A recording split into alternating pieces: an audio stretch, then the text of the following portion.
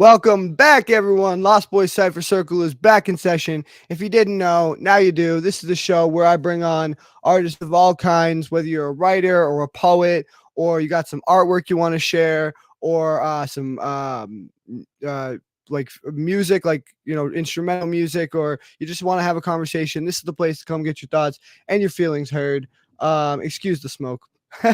um, and it's like I said, it's our weekly therapy session. I say this in the description every week when I post it up, but it's our weekly therapy session. It's a place where we can come get judgment-free feedback from our peers and connect with other like-minded individuals and like-minded artists. I try to make it, a cool, chill environment, like we're all just hanging out in a living room with our friends. Low pressure, low anxiety, high fun. So if you want to come on the show, message me on Facebook at Dylan Lawler, or email me at lostboy420x@gmail.com.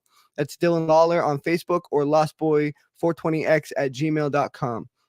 And make sure you go subscribe to us and follow us on all the platforms: Facebook, Instagram, TikTok, YouTube, Spotify, Apple, iTunes, Google, Amazon, Audible, iHeart, Pandora, and anywhere else you find your podcast. Tonight and every Saturday night every Saturday night at 9 p.m. Eastern. We go live on Facebook, Instagram, and YouTube.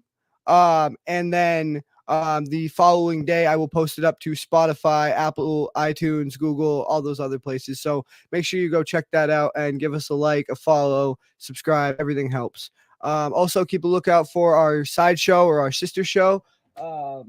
Lost Boys presents Deep Cuts. It is a show where I bring artists on one-on-one to have a conversation with us, or with me personally. Usually I don't even need Brandon for those shows. But we come on one-on-one. If we have a piece that we'd like to present, that's great. If not, it's just a, hour-long conversation form. We've done about 6 episodes now.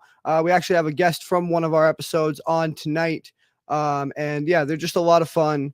And so if you want to come on one of those, again, hit me up, lostboy420x@gmail.com, or Dylan Lawler on Facebook. And make sure you also keep a lookout for our outdoor adventure vlog. Lost Boys presents Lost in the Woods with myself and Brandon Coombs. We strap a GoPro to our chest and we go out in the woods and we hike or we fish or whatever. And it's a lot of fun. So make sure you go keep a lookout for that. Like, subscribe, all that good shit. And also, if you want to donate to us at all, anything from a dime to $1 helps. Lost Boy 420X, Cash App, Venmo, and PayPal, all the same cash tag. Don't forget the X at the end of Lost Boy 420, or you'll type in someone else's tag. So, yeah, anything from $1 to a dime helps, like I said. And if you want to ask us anything during the show, make sure to hit up that comment section, fire emojis, some fire trucks to put them out, all that good shit.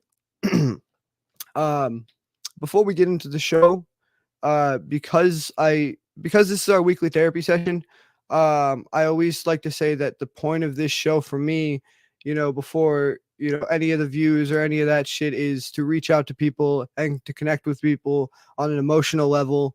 And so sometimes part of that and part of us sharing our emotional baggage is we'll talk about some triggering things. So I try to give a trigger warning. If anything we talk about triggers you in any way, shape, or form, whether it be the artist performing or people watching, don't hesitate to click out. Nobody will fault you in the slightest. We're here to have fun. We're here to express ourselves, and we understand that can get heavy sometimes, but that is not our intention. So that is the trigger warning. Also, because like I said, the show is about reaching out to people. My kind of mental health disclaimer is reach out to people. As simple as that may sound, the hardest part about being in a dark place is feeling like you have no one to connect with, knowing no one you feel like you can talk to. And I promise you, there are people who listen. There are people you can talk to. Your friends, your family, a coworker, your cat, your dog. Somebody will listen to you, and maybe not your cat or your dog, but somebody will talk back. And I am one of those people. There are many people who have been on this show who would be happy to speak with you. And then there are also some professional hotlines you can reach out to, such as lifelinecrisis.com, or you can text their hotline 988. And they have like trained professionals and resources and stuff like that on hand. There's also BetterHelp.com, and what they do is they hook you up with an online therapist. And like I was saying, the hardest part about feeling like you're in that place is finding someone you can talk to. They will switch you out with therapist by therapist. If you don't feel like you're connecting with the therapist they hook you up with, they'll switch you out free of charge until you find somebody that you can actually connect with and talk to. So that being said, I hope y'all can find some help out there. Don't hold that shit in. Don't bottle it up. Reach out, speak to people, and enjoy the show. That being said, our first guest of the night, our beta co-host, as I call him. But he is most definitely he's our beta co-host, but he is most definitely an alpha. Man's been on the show since the very beginning. He's one of the staples of this show. He's one of my favorite artists. Y'all can go follow him at CageC790 on TikTok. Welcome my boy Cage to the stage. Cage to the stage. Yeah. You got to put that in one of your songs. You're muted, bro. I said I probably will. Watch me. I'll do it. Hell yeah. How you doing tonight, man? I'm doing pretty good. Doing pretty good. My music's going to say otherwise, but it's because I haven't done them on the show yet, I think. So that's why I'm doing them. It always does. People message me and be like, "Are you okay? Can you write something happy, please?" I'm like, I don't. It's just, I mean, it's just what I do. Yeah. I can do it, but this kind of goes harder than being happy. It's the therapy session, like I was saying, man. It's the therapy session. It's how we got to get this shit out. Swear to God. I swear to God. Absolutely. I mean, so most people know you, but we have a couple guests who haven't been on in a while, so they might not know you. But depending on how well they keep up with the show, but you want to tell us a little bit about yourself, what you do, how you roll? I am schizophrenic. All right. So a lot of my music is based around that. A lot of my music is dark. I cuss a lot. I have no filter, so that happens. I write music though. I'm trying to be an MC. I'm gonna be greater than Eminem one day. No, not actually, but good inspiration. Absolutely. That's you know what? You fucking aim for the stars, and if you only hit the clouds, at least that's higher up than most people get, right? Swear to God. Absolutely. Absolutely, dude. Well, like I said, you're like one of my favorite guests and like one of my best friends. So it's an honor to have you on here every time you come on, bro. I like coming on here. Take every chance I get. Hell yeah, man. So what you gonna be doing for us tonight? Fuck it. Fuck it. All right. Fuck it. Well, fuck it. I'm just gonna fuck it. All right. Let me. Fuck it. I'm leaking blood through the veins. Fuck the rain. Let the water pour. Fuck it. If I get wet, that umbrella's torn and I got miles to walk. You couldn't see eye to eye through a storm that's brewed from hate. There's no calm. Endless fissured earthquakes break what's left, but watch me keep walking. Watch me forget. Watch me move through the downpour, limped and broken. Don't help, because that help would be worthless. If I whelp, then walk past. If I fall, then walk past. If you see me bleeding from the scars, when I created the cut to stuff salted water and distract the emotional wreck, let the birth peck at my skin as you walk past. I don't need your help, don't ask. When I stash memories, they get left in the dust, forgotten and busted to be created, to be born like a phoenix. It's their worthless, they cause the pain. Those course slits through the brain, fuck it. Why can't I never forget that fucking name? I'll cut that shit out my brain, but it scars up the same. The same memories, the same fallacy, the same emotions that wish toxic corroded deeply in the insane framework, and I haven't even begun to look shook. If I look broken, then walk past. If I'm crawling, bleeding from the past, then just pass. I guarantee you wouldn't give a fuck about my feelings. You don't know me, so I know you could never give a fuck about what I deal with. You wouldn't give a fuck at first glance while I'm standing, so why aid me when I'm falling? If you never cared while I stand loosely, my head held high, brimming with false confidence, then how can I trust? You're not another snake in the grass, fang like the rest, to deceive me at my best and put me in the world's fucking crest. How can I trust you if you don't understand the word? I've seen the complaints posted and I laugh at all the lies. Shit, ain't none of you know what trust is unless you've been beaten and broken and soaked in your own tears. So how can I trust you to aid me if I haven't even seen you aid yourself? Show me the bandages and show me them scars. Show me you've been slit open. Show me that busted emotion. Show you could understand what I mean. Until then, leave me the fuck alone. If I whelp, then walk past. If I fall, then walk past. If you see me bleeding from the scars and I created the cut, let the birds peck at my skin as you walk past. If I look broken, then walk past. If I'm crawling, bleeding from my past, then just pass. You'd be another obstacle on a clear path through hell, and I'm just trying to walk it. But once you see my ring of fire, understand the loop. It's always repetitive. It's always the same. It's always the same wildfires that I forget to put out. So I let them burn buildings till it's hard to keep a city civil. Till it's hard to find what I need to rebuild these buildings stronger. But shit, what is a man supposed to do when his suffering isn't the same as you? Fuck yeah, dude. Let's give it up, bro. Drop some fire emojis down in those comments. Yo, I love that, and I love the fucking simple message of that too, because a lot of people will, when you're at your highest, when you're standing tall, when you're, a lot of people will be by your side, but when you're fucking down and you're at your lowest, you're bleeding from your past. If I'm bleeding from my past, then just walk past. I love that. Like, MGK, when he went into punk music, the album he made was Tickets to My Downfall, right? And he's like, well, I'm selling tickets to my downfall because everybody wants to be there and see, be there next to me while I'm on top. But then when I'm on in my bottom and I'm falling and I'm at my downfall, then I just sit there and watch, so I'm gonna sell them tickets. So you're gonna pay me. Now you're gonna pay me to watch my fucking downfall, motherfucker. You know what I mean? And I love how like you like encapsulated that message in that piece. You know what I mean? Like, if you like, if you want to be around, if you want to be around while I'm at my fucking best or whatever, but then turn your back to me and kick me while I'm down, how can I trust you're not one of the fucking snakes in the grass? This and bro, I've been doing a lot of. I tell you, man, I've been doing a lot of weeding lately. I've been doing a lot of weeding. I've been doing a lot of fucking mowing lately, and that's been part of the reason I quit my fucking job at Dollar General and got a new job, man. Because there's some snakes in the grass, and you gotta mow the lawn, man. You gotta get rid of the sun. Mow your grass, the easier it is to see them.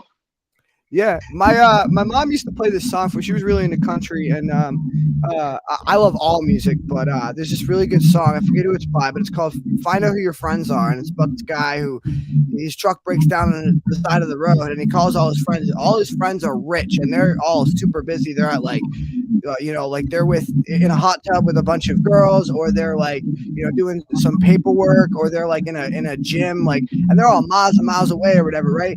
They all, as soon as he calls, drop whatever they're doing. Fucking, this guy literally kicks these girls out of the hot tub. Fucking, my friend's in trouble, right? And the song is about, when you're broken down on the side of the road, and you fucking call these people, you're gonna find out who your real friends are. You're gonna find out who's actually fucking there for you. When you're at your lowest, that's when you're gonna find out who those people are. And I love that. I love that message because it's 100% true. Like, when you're at your fucking you're gonna find out who the true ones are for sure. Oh fuck. Fuck yeah, man. I'm gonna bring these other artists up and see what they thought about it. Boom, boom. We got a full house tonight. We got 3 queens, 2 kings, wonder. Poetless, what'd you think about it? I always love it when I'm on the show with him because he always gives me inspiration to go back and rewrite something that I always wrote because he's just that dope. But everything that he said is just like, all right, stop reading my diary, dude. Like, stop it. Because that's exactly how I've been feeling lately. And I'm glad he said it so that way nobody won't think that I'm just the weird one out the world. So I loved it. 2 thumbs up. Appreciate you. Absolutely. Yeah. Yeah, that is one thing I totally agree with, and that's one of the reasons why he's one of my favorite artists and best friends is because everything I write has become better because of him. Everything I write and everything I share with him, the ideas he gives me, or just seeing him perform and seeing the techniques he uses, has made me a better artist. 100%, 100% agree with that. Oh yeah, man. Magixer, Making me what do you feel. think? Oh, I think it was very impactful, and I liked your rhythm, and I thought that the words you used really nailed it. That was difficult with that song, to be honest. It took a lot to get that song out. yeah. I mean, you put so much time into your practicing and your like the way you word each syllable, each you're very particular with your technique, and it shows. It shows that it the time you took to put it. You didn't just throw this shit together. Jack, what'd you think? Well, as always, man is the actual pyromancer. He uses the fucking power of the fire. Did it? Hell yeah. Yeah, awesome work. Awesome work. Appreciate you. Appreciate you. Yeah, my favorite part was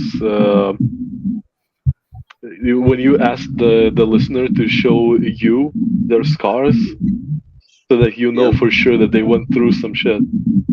Mm, You know you can trust them.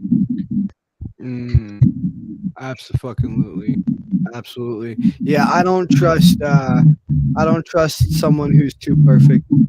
You Yeah. gotta be a little fucked up for me to Yeah, like actually like you. You know what I mean? If you're perfect, I'm like, because those yeah. perfect. They don't know the dark times. They We don't know mentioned when stuff gets dark and before the heavy. show, we were talking about Jeffrey Dahmer and Ted Bundy and how they look like Yeah, normal, and like it's like when someone's that normal, you're like, all right, what's their problem? They got some big shit. They got some shit going on. Yeah, for sure. yeah. Jessica, what'd you think about it? Oh, you're muted. I can unmute you. Hang on. Oh, Sorry, I was you got it. muted. Um, I really liked it. It kind of gave like an open mic night kind of feel, and I really love that. I don't agree that just because someone has scars and trauma that you can trust them though. That's just background. Like, No, I think it's not. I think it's less that it's just because they have scars and trauma that you can trust them, but it's not that. But I on the flip side of that coin, if someone doesn't have any scars or trauma, I just think, if someone's not showing their scars and trauma, it means that they are hiding something. And that to me is more distrustful than someone who wears their heart on their sleeve and wears their traumas openly. Like the first when I asked him to introduce himself, the first thing he said was, "Well, I'm schizophrenic," but like a lot of people will hide their biggest flaws, and I think that's more untrustworthy. I don't know, maybe people are just embarrassed. That's true. That's fair. That's fair. Well, But yeah, man, that was a great piece. Great piece. Thank you. That being said, guys, I'm gonna bring us to our second guest of the night. Sorry, my computer just glitched out on me. Okay, here we go. All right. You guys might remember her. You might not. She was on the show, I think maybe like 10 weeks ago, something like that. But if you don't remember her, Jessica Porter. Oh, geez. Come on. My computer really doesn't want. Okay. She's a poet and an author. She is super talented. She's got a lot of great stuff to say. We had a great conversation last time she was on. And she actually had another friend on too who had a lot of interesting stuff to say too. But if you guys want to go follow her, you can go follow her on Instagram, on Facebook and Twitter. Instagram is Sassica23. That's SASSICK or ICA 23. You can follow her on Facebook at Jessica Marie Porter, on Twitter, or X as some people call it, at Jessica M Porter 29. And she's also got a book on Amazon called Finding Myself One Lesson at a Time. So make sure y'all go check that out. And I'll play her flyer and get her up here. I am impulsive with my thoughts, my acts, my feelings. I never learned to truly rein them in, so every day I sit, impulsive for every minute. If I sit in silence, I'm impulsive with my words. Truly, I'm impulsive for my heart. 1 minute hearing her, and the next minute not. Impulsive through every lesson I've learned, trouble in every whisper I feel. To you, I look in the mirror and say, let's be impulsive, let's stay this way. I smile, plead with myself, what's a life if not lived but an empty shelf? So impulsive I stay, every day and some more. Nothing wrong with that, nor in asking for more.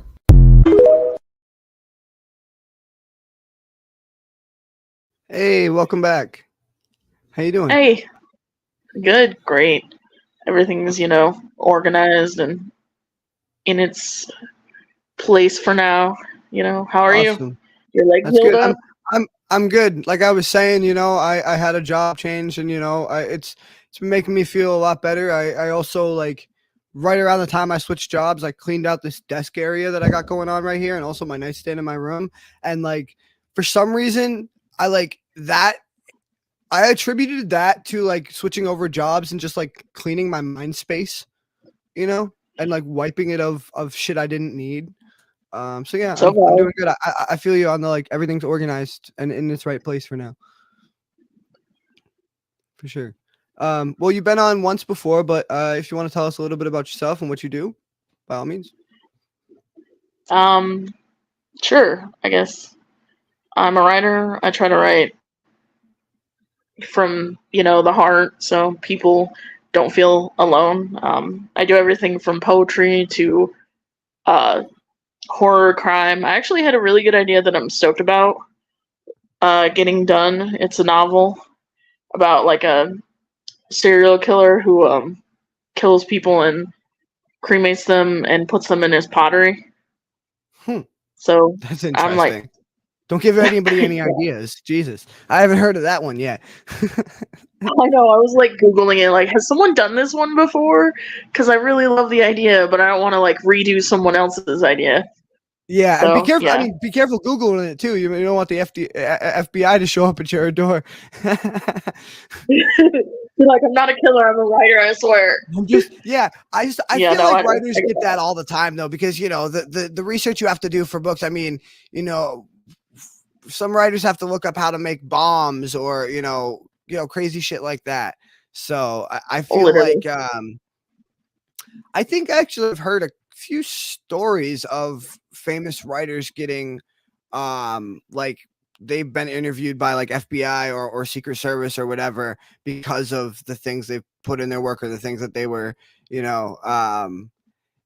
especially when it was like back when the internet was like new. That was like a bigger thing. But yeah. Well, at least if you hear one day that I got interviewed by the FBI, you know what happened. Yeah, absolutely. Yeah, that sounds like a cool idea, and I can't wait to check that out whenever you put it together, for sure. Thank you, I appreciate that. Yeah, absolutely. And also, you mentioned you're a writer. Make sure y'all go check out her book. What was it called again? I had it right here. Finding Myself One Lesson at a Time. Finding Myself One Lesson. That's a really. Yeah, I wanted to mention that because that's I really love that title. Really love that title. That's great. Thanks. Well, originally I was going to call it Pohu, but I figured that would be arrogant. Hey, I mean, it's your work, so it's you can do whatever you want with it, and I tend to be, so I sometimes I tend to be very arrogant with my work because it's one of the only place I can be selfish and self-fulfilling, and I think it's rightfully so because it's before anything it's my therapy, and So yeah, there's a certain extent that you can take that, but I get what you're saying for sure. But Maybe the next one. tonight you got to leave a little early, so you're gonna be doing both of your pieces back to back. What's the first piece you're gonna be doing? Okay, I think I'm gonna do the one that I just wrote today first, Achilles. Achilles. All right. Yeah. Sounds good. I'll drop myself out of here and I'll let you get to it. Thank you. Alright, this is Achilles. On the heel of this insanity, wrathful vengeance, sought out to the blasphemy, you, all along, my dear Achilles, ran swiftly, an appalling, gory sight, for what once was happy, now a sad, sad sight. The ether has struck your heel as you flail about.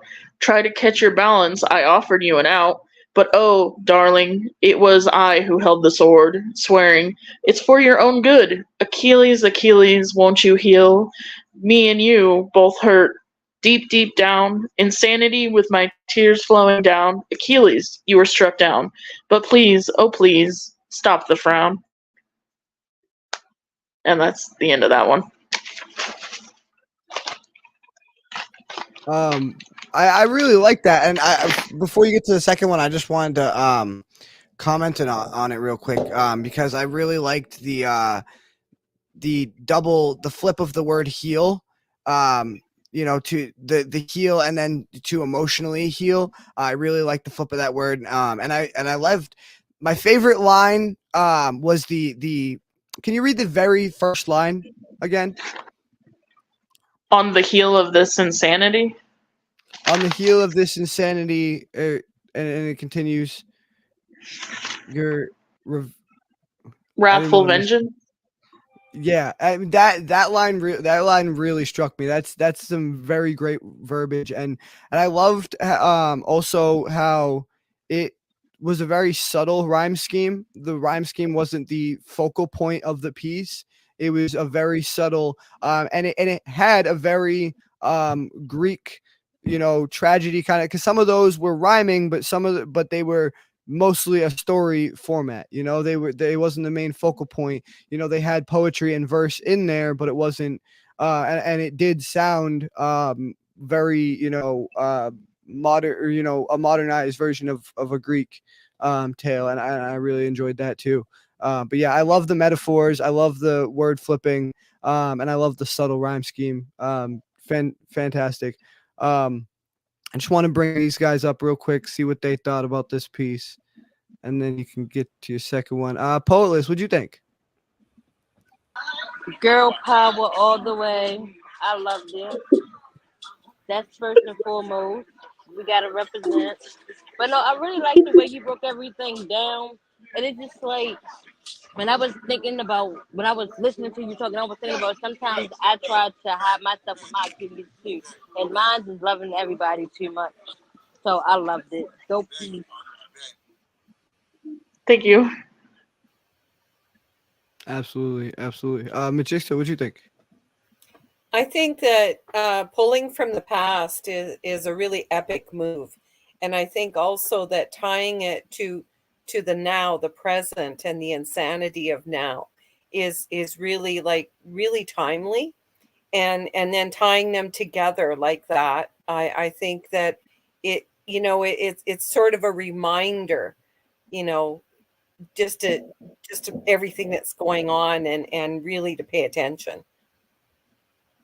Yeah, absolutely. Yeah, Cage, what'd you think? Greek mythology a lot. I like mythology a lot in general, so I always like to play on words when people use stuff. Like, I have a people now that's talking about Egyptian gods. So you're cutting out a little bit. What about now?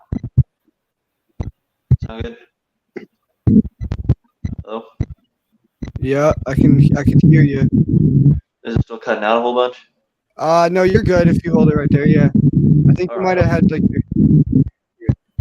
Either way, I like mythology a lot. I like when people play with mythology. It's always fun, now, especially whenever it's kind of different than what you would normally think about when it comes to Egyptian gods.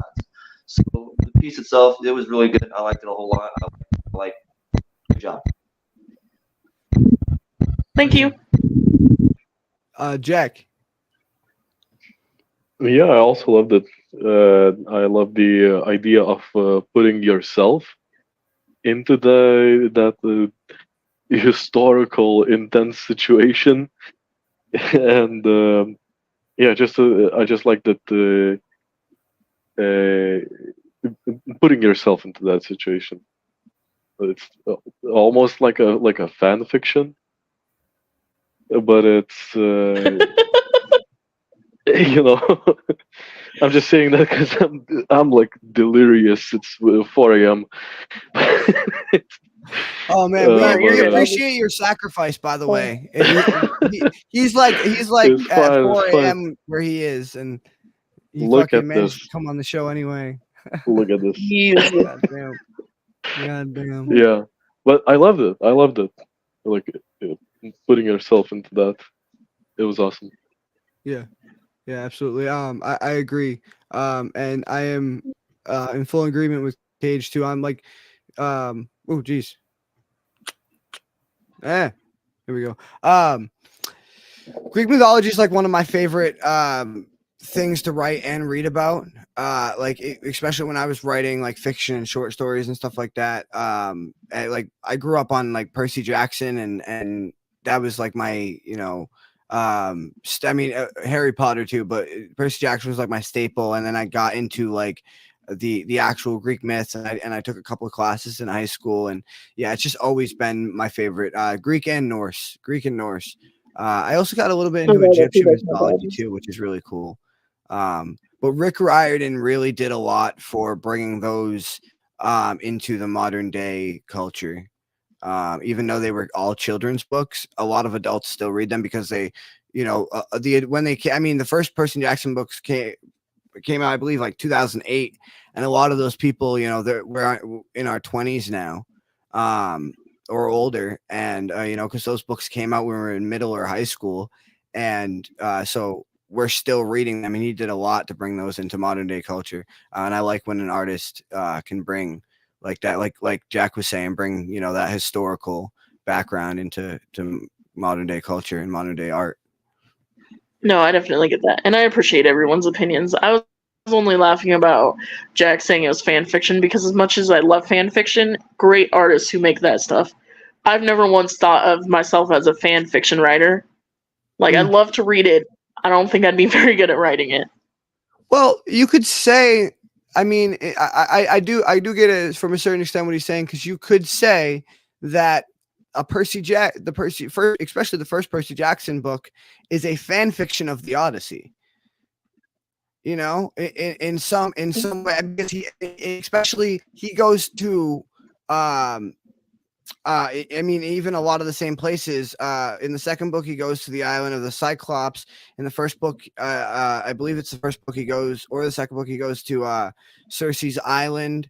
The second book, The Sea of Monsters, is more of a based on the Odyssey, I would say. But yeah, I mean, you could say, the whole Percy Jackson series is a fan fiction, but he's completely created his own thing, and I think, and also you got to look at like, there's actually like a statute of limitations on like, if a piece of art has been around for a certain amount of time, it is free use. For anybody to use, like the Winnie the Pooh, for example. Winnie the Pooh has been around for long enough that it is now a free IP. That's why they made that horror movie out of it, because now it has been around for long enough that anybody can just grab the rights to it and use it in their art, and it's because the rights are open. Circling back to arrogance, like the Grimm fairy tales, for example, like a lot of the Disney shit is a remake of or a fan fiction of the Grimm fairy tales, because it's been over 100 years and now it's fair game. I think I'm going to circle back to arrogance in this one, but the reason I don't like the thought of writing fan fiction doesn't have anything to do with like free use or, not wanting to use other people's work. I just feel like if I'm going to write, I want it to come from my own head, not based off of someone else's ideas. Yeah, no, and I absolutely get that. And I think that, artists like the artists I mentioned, like Rick Riordan, have especially in his later work. He started off a little, step by step, kind of following the Odyssey and the what's the other one? The Odyssey The and the Iliad. Iliad. Thank you.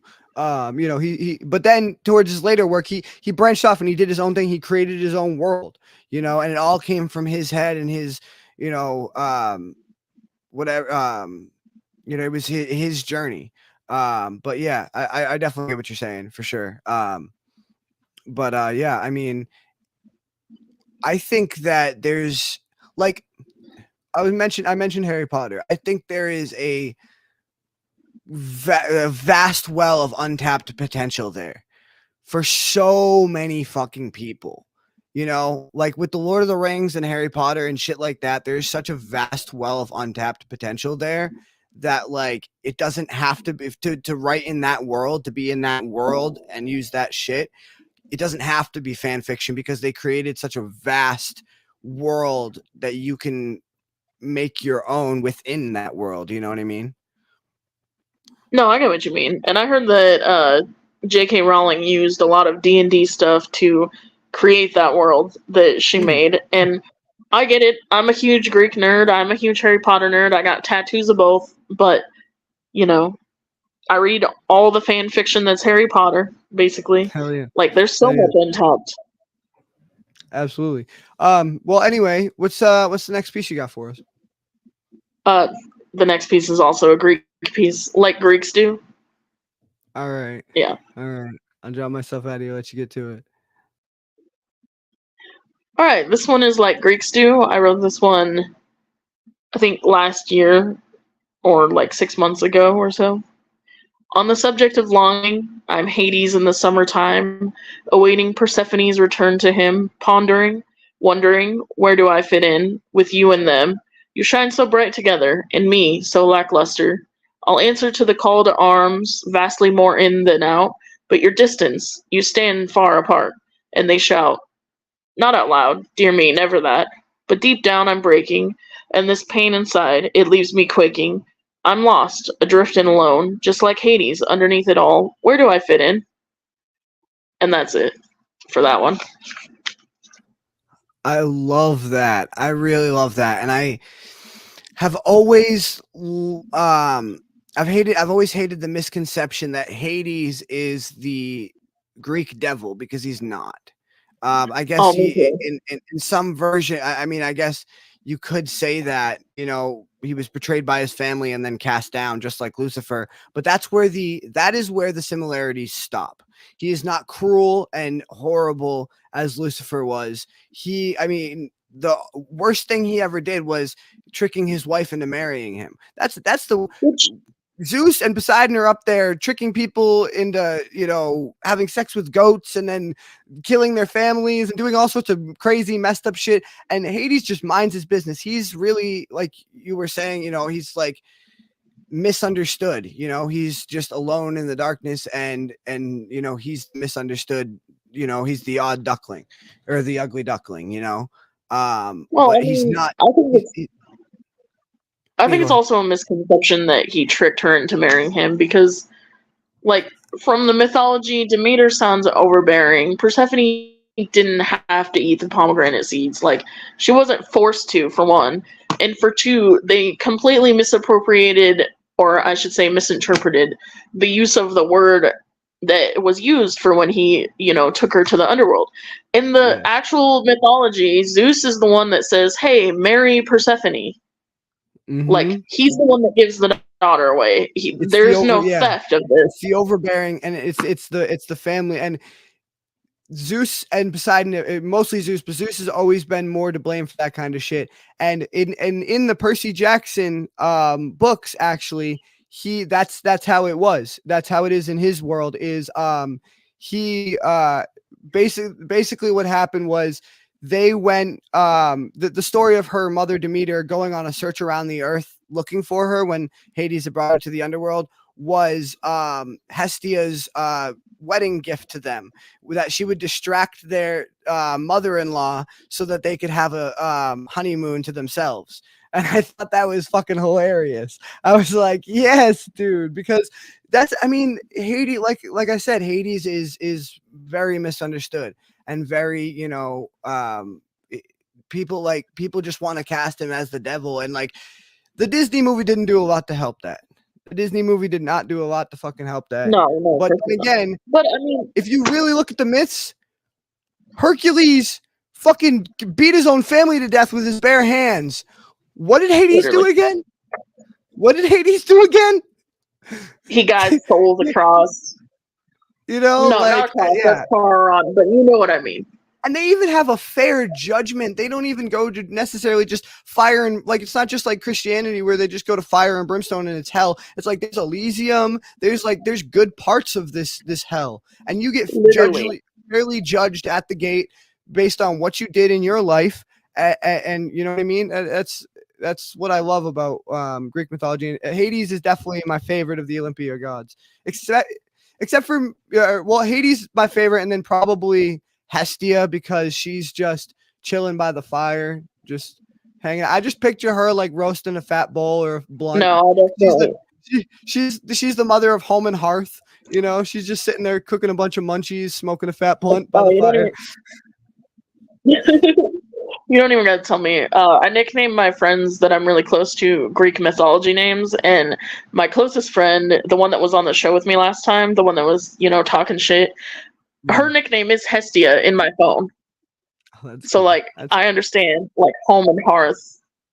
Yeah, I get it. Yeah. But no, Hades and Persephone are definitely like they're such a power couple. Like they're if you hear of like Greek mythology and cheating, your first thought is never gonna be Hades and Persephone.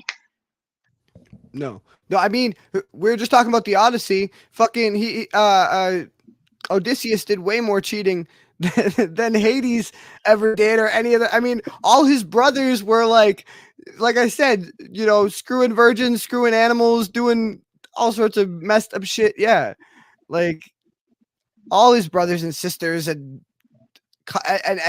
their whole family's incest too. Oh, I know. Hades is the only one who never participated in the incest because he's one of the original 3 bloodline. And he never participated in any of the incest. Technically speaking, he did though. Well, I guess Persephone. I don't know. Persephone is the daughter of Zeus and Demeter, isn't she? I thought Demeter was the daughter. I'll have to look it up, and it also depends on which version of shit you read. But I guess this is true because they also consider Persephone Kore, which is way older than Hades. It would be like a niece twice removed or something. I don't know. I think it would be his niece. I'm pretty sure it would be his. No, if Demeter's is Zeus's daughter, that would be his. Demeter would be his niece, and then it'd be the niece's daughter. So I don't even know what to call a niece's daughter. What do you call a niece's daughter? Your great niece? Your great niece. Okay, so it's his great niece, I guess. So, but whatever. If you think too hard about that shit, it'll fuck you all up with Greek mythology. Some people, Persephone was born, not Persephone. Aphrodite was born from a freaking pearl in the sea, mixed with blood or whatever. Yeah, Athena was born from Zeus's head. She was a thought child. Like if you think about that shit too much, it'll fuck you up. So you just kind of try to not, just Like I said, I get it. I love your pieces. I love your writing. I love your Greek mythology relation and everything you do. And it's been great to have you on the show. And I really hope you come back on again. I don't know when you have to get out of here, if you're leaving right now or what, but it's been great having you. No, I still got about a half an hour. All right, cool. Well, appreciate you doing your pieces, and I hope you enjoy the rest of the show. Thank you so much. I appreciate it. Absolutely. All right, guys, we're gonna move on to our third guest of the night. Also one of the staples of our show, one of the best artists we have. It is just fucking phenomenal every time we have her up here. Just I can't even say enough praising her. It's just, she's gonna speak for herself. You're gonna see. You're gonna see. She goes by Poetless Shakespeare. She's an author and a poet. She's got 2 books out right now on Amazon called the first one is DNA, which stands for Don't Never Assume, and the second one is DNA, the sequel, The Results, and both of those are on Amazon. So make sure y'all go check that out. And if you want to check out her poetry performances and some of the videos and stuff that she's done, she's got a great producer. He's been on the show too.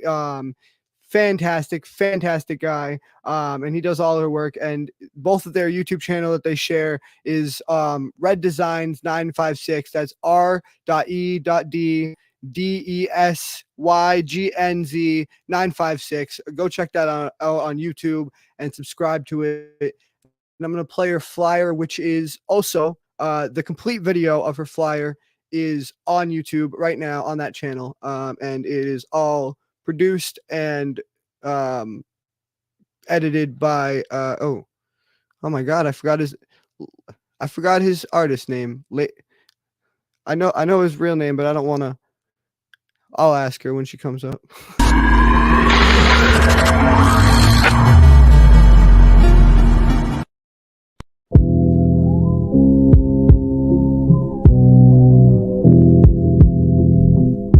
What is freedom?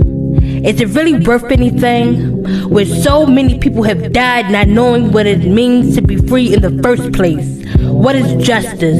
Is it another word that's supposed to describe our right to be equal in a society that won't even respect us, let alone recognize us? We was birthed into a nation that told us our freedom was just a facade of happiness.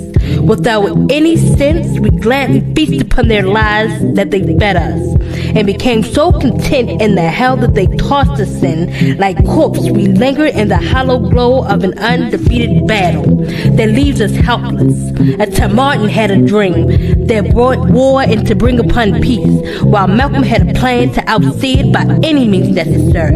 And the Black Panthers joined forces with fists held high as a sign of strength. What has happened to our nation? Have we forgot that we was the cause for the reproduction of greatness? Our ancestors fought and was killed just so we can even say the word freedom.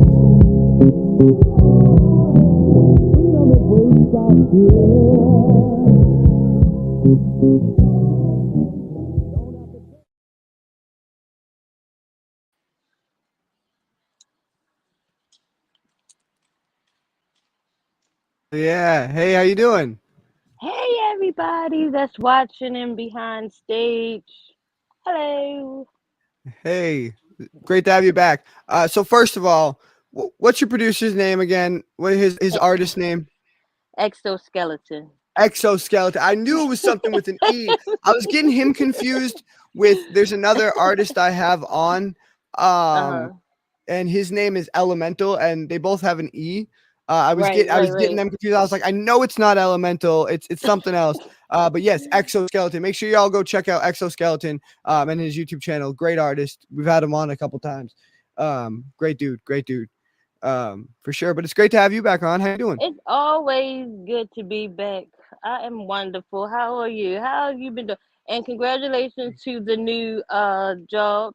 Congratulations on your new journey. I hope it's something that you will be blessed with throughout the year.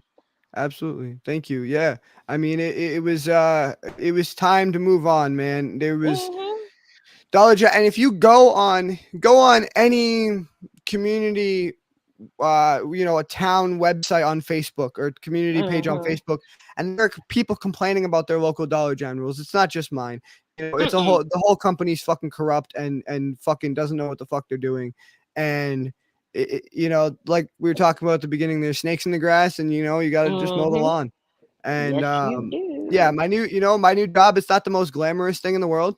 But I'm driving a trash truck, but the great thing about it is once I'm out on the road, I'm pretty much my own boss. As long as the trash gets picked up and the truck and nothing around me gets damaged, I'm good. I can eat whenever I want, smoke a cigarette whenever I want, just do there, go and get my work done and not have to focus on any other bullshit. you know, That's and what that's why that's these, and all I that's, and want. great people that hired me, by the way. I do want to shout out Jeff and Tony. My Jeff is my boss, and Tony is his wife, who works there, and is the one who approached me for the job. Mhm. Great people, and they just saw all the bullshit that was going on at Dollar General, and uh gave me a great way out, and I'm very Mhm. thankful to them. So shout out to them, and that's how I'm doing. Thank you for asking. Um, No problem. for those of us who don't know you, if you want to tell us a little bit about yourself, what you do, what you got going on. So I am. Where do we begin? I'm a poet, actress, authoress, travel agent, ordained minister. What else? The list goes on and on and on. But just that's just a few of the hats that I wear from time to time. When I just want to brag on myself. Right now, I don't have nothing going on because I'm in the process of trying to get my book into movie script form so I can present my book to become a movie, which is DNA 1 and 2. Hell So yeah. really, I've been just trying to figure out how to do that and just try to motivate myself and connect with people who are on that track that can help me. So that's what I've been trying to do. But I do have a couple of book tours I'm gonna do. As soon as I get the dates, I'll definitely let you know. So Hell that way yeah. you can do a meet and greet. So that's about it. But right now I'm just trying to get my movie done and started at least. So that's the only Hell thing I've yeah. been doing. Absolutely. That is a fucking fantastic goal, and I can't wait to see that when it comes out. That'd I be fucking can't wait. that's gonna be dope. That's gonna be dope. And if you're close enough, maybe I'll come to one of the meet and greets. Of Get a course, book, of get course, a signed copy. of course. Oh, Hell and I have yeah. to brag on myself. I'm a mommy of a graduate. My baby just graduated a couple of weeks ago. And Congrats. she will be leaving me. She's going to Seattle, Washington for school. So Oh she'll be wow. staying there with her on her own. She want to be a lawyer, so that's what she's going to school for, to become a lawyer. So she's Wh- leaving me in Where are you August. out of? I'm in Baltimore. So my So daughter, that's she's how far is that? too far. Like that's all the way on the other side. I know you probably don't want to think about it. You're like, don't tell me how far my daughter's gonna be. Don't you tell me. I know. Look, Yeah, I've visited because my cousin lives in Seattle, so I've been to Seattle to visit. But it's a whole different thing when you actually looking at your baby, and it's like, mm, oh, my baby is leaving me, and then she's my only baby, so it's like I gotta brag on her. Like I don't care, I have to brag absolutely. on her.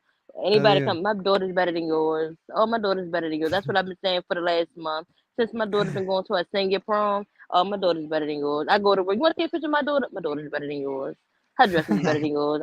It's just the mom and me. I don't care. I don't care. Yeah, yeah. I feel that. I feel that. That's great, man. Congratulations, and tell Thank her I said you. congratulations. That's fantastic. So, what you gonna be doing for us tonight? So the first piece is called I'm Motion.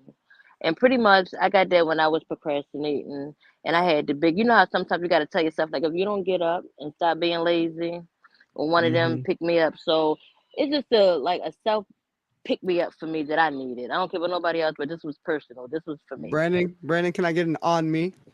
Can I Yes, get an that's on me right down on here? me. Oh, on me. On On me, me. hashtag on me. That's our fucking slogan for the year. That is On our me. fucking hashtag. We got it on deck. Brandon ready to click it at any On me. moment. That shit is on at any moment, yo. I mean, that's what you got to do. At On the end of the me.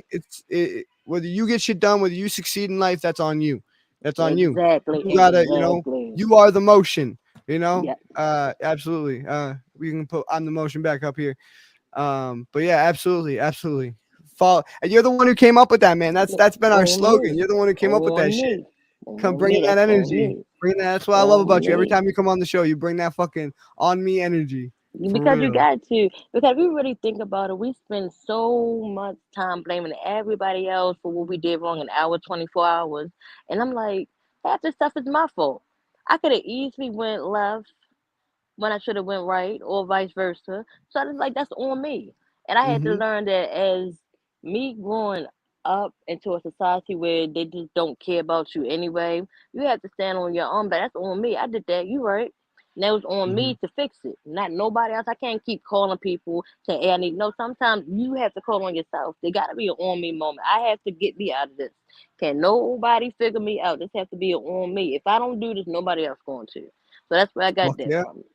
This is Absolutely. on me. Absolutely. Absolutely.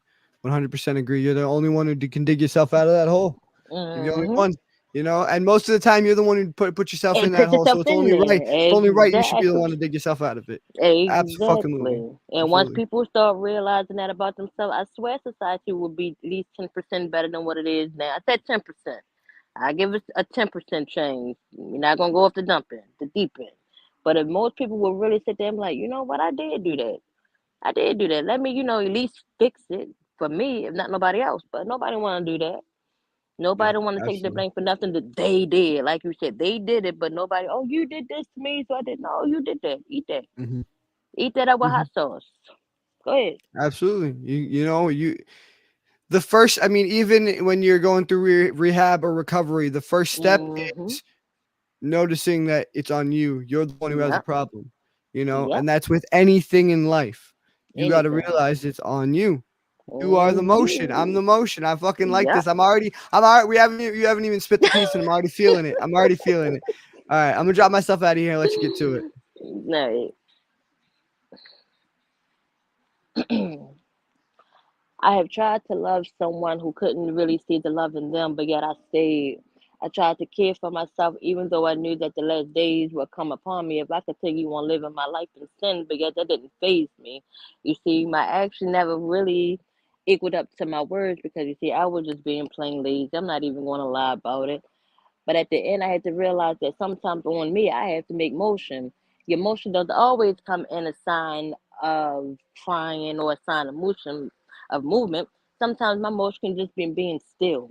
And at this moment, I feel like I'm absorbing around an energy that is only conquering for me. The only thing that I can see right now is stars that's aligning my gaze and my heavens is open up for me. My blessings is overflowing because I have moved towards them, not against them. But see, now everybody don't have that type of motion or that type of motivation. I don't need no one to tell me that I'm her because I already know that I'm her. I sleep with her at night, so I know I'm comforting her love and her peace. I don't need no one to tell me that I'm doing an amazing job because I see the work that I see and I see the seeds that I have grown and the work that is producing to it. I don't need no one to love me because I know self love is the only love that you will ever need to lift you up. So I guess I gotta have my motion on to get me together. But how do you do that when you're stuck under so many other people's words of how they feel about you, and so many people's opinions of how they should feel, how you should feel about your own self? So do you move into the direction that makes you feel safe, or do you move in the direction that makes you feel insecure? Or sometimes have you knocked on heaven's door asking, why did you create me? You see, now my movement is slightly different. You see, I'm moving at a pace where it consumes me. It controls my anger. It controls my anxiety. Sometimes I don't even think about no anxiety that I had because that's all behind me. Because I'm moving in a direction that's all me. So with that said, I had to move quickly because without that, I'm gonna miss out on me in peace. Hey, you even fucking shouted out the on me piece in that piece. Fuck yeah, dude. I called that shit. I called You that did. shit. Absolutely. And yo, I love how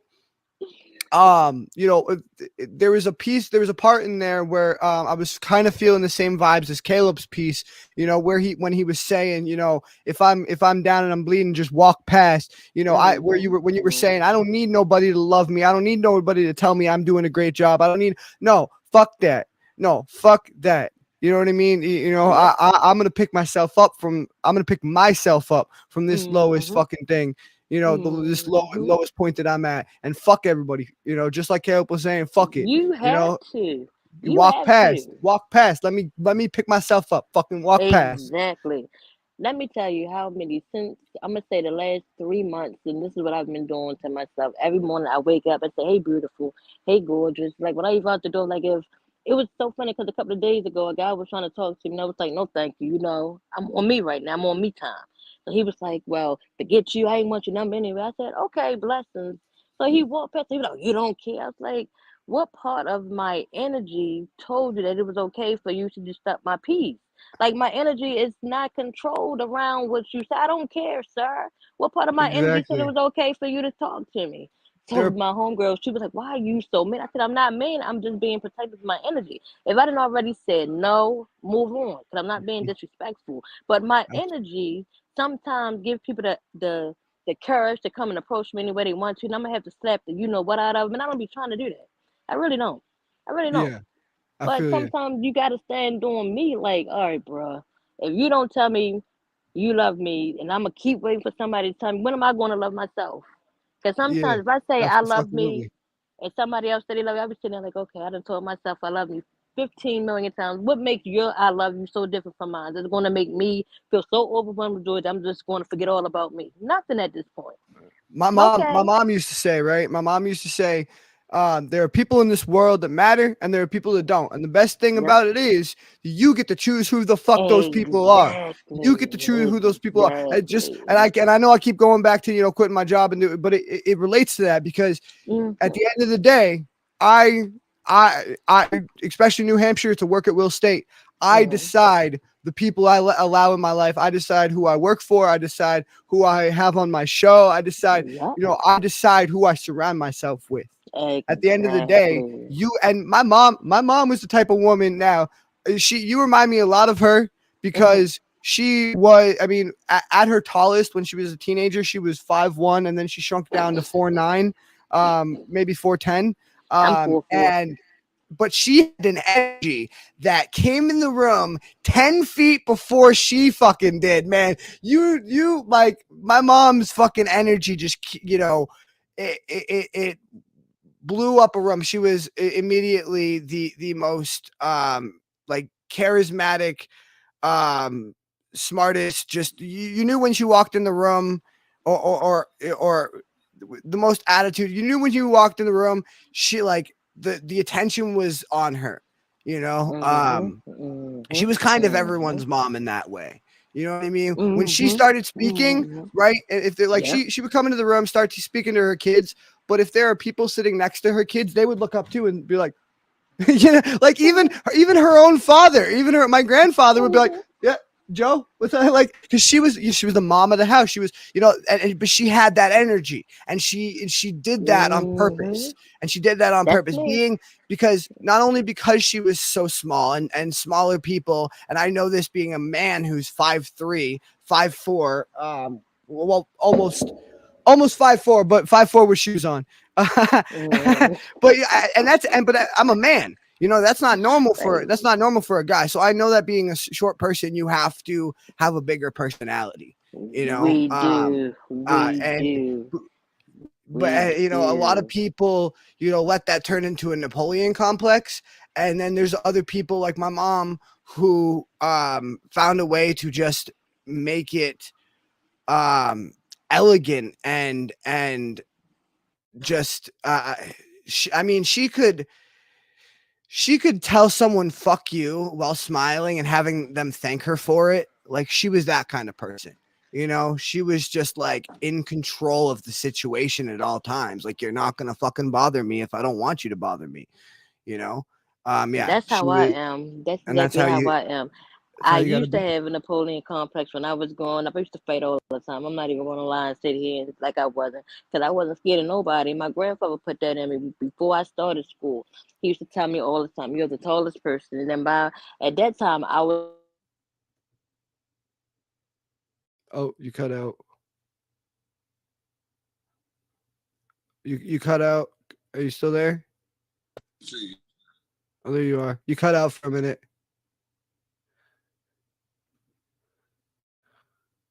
Hold on. You're still muted.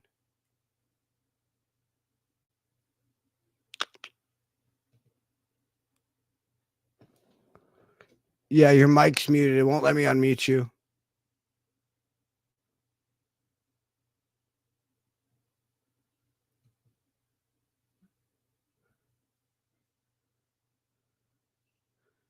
You gotta unmute. Oh, okay. Maybe.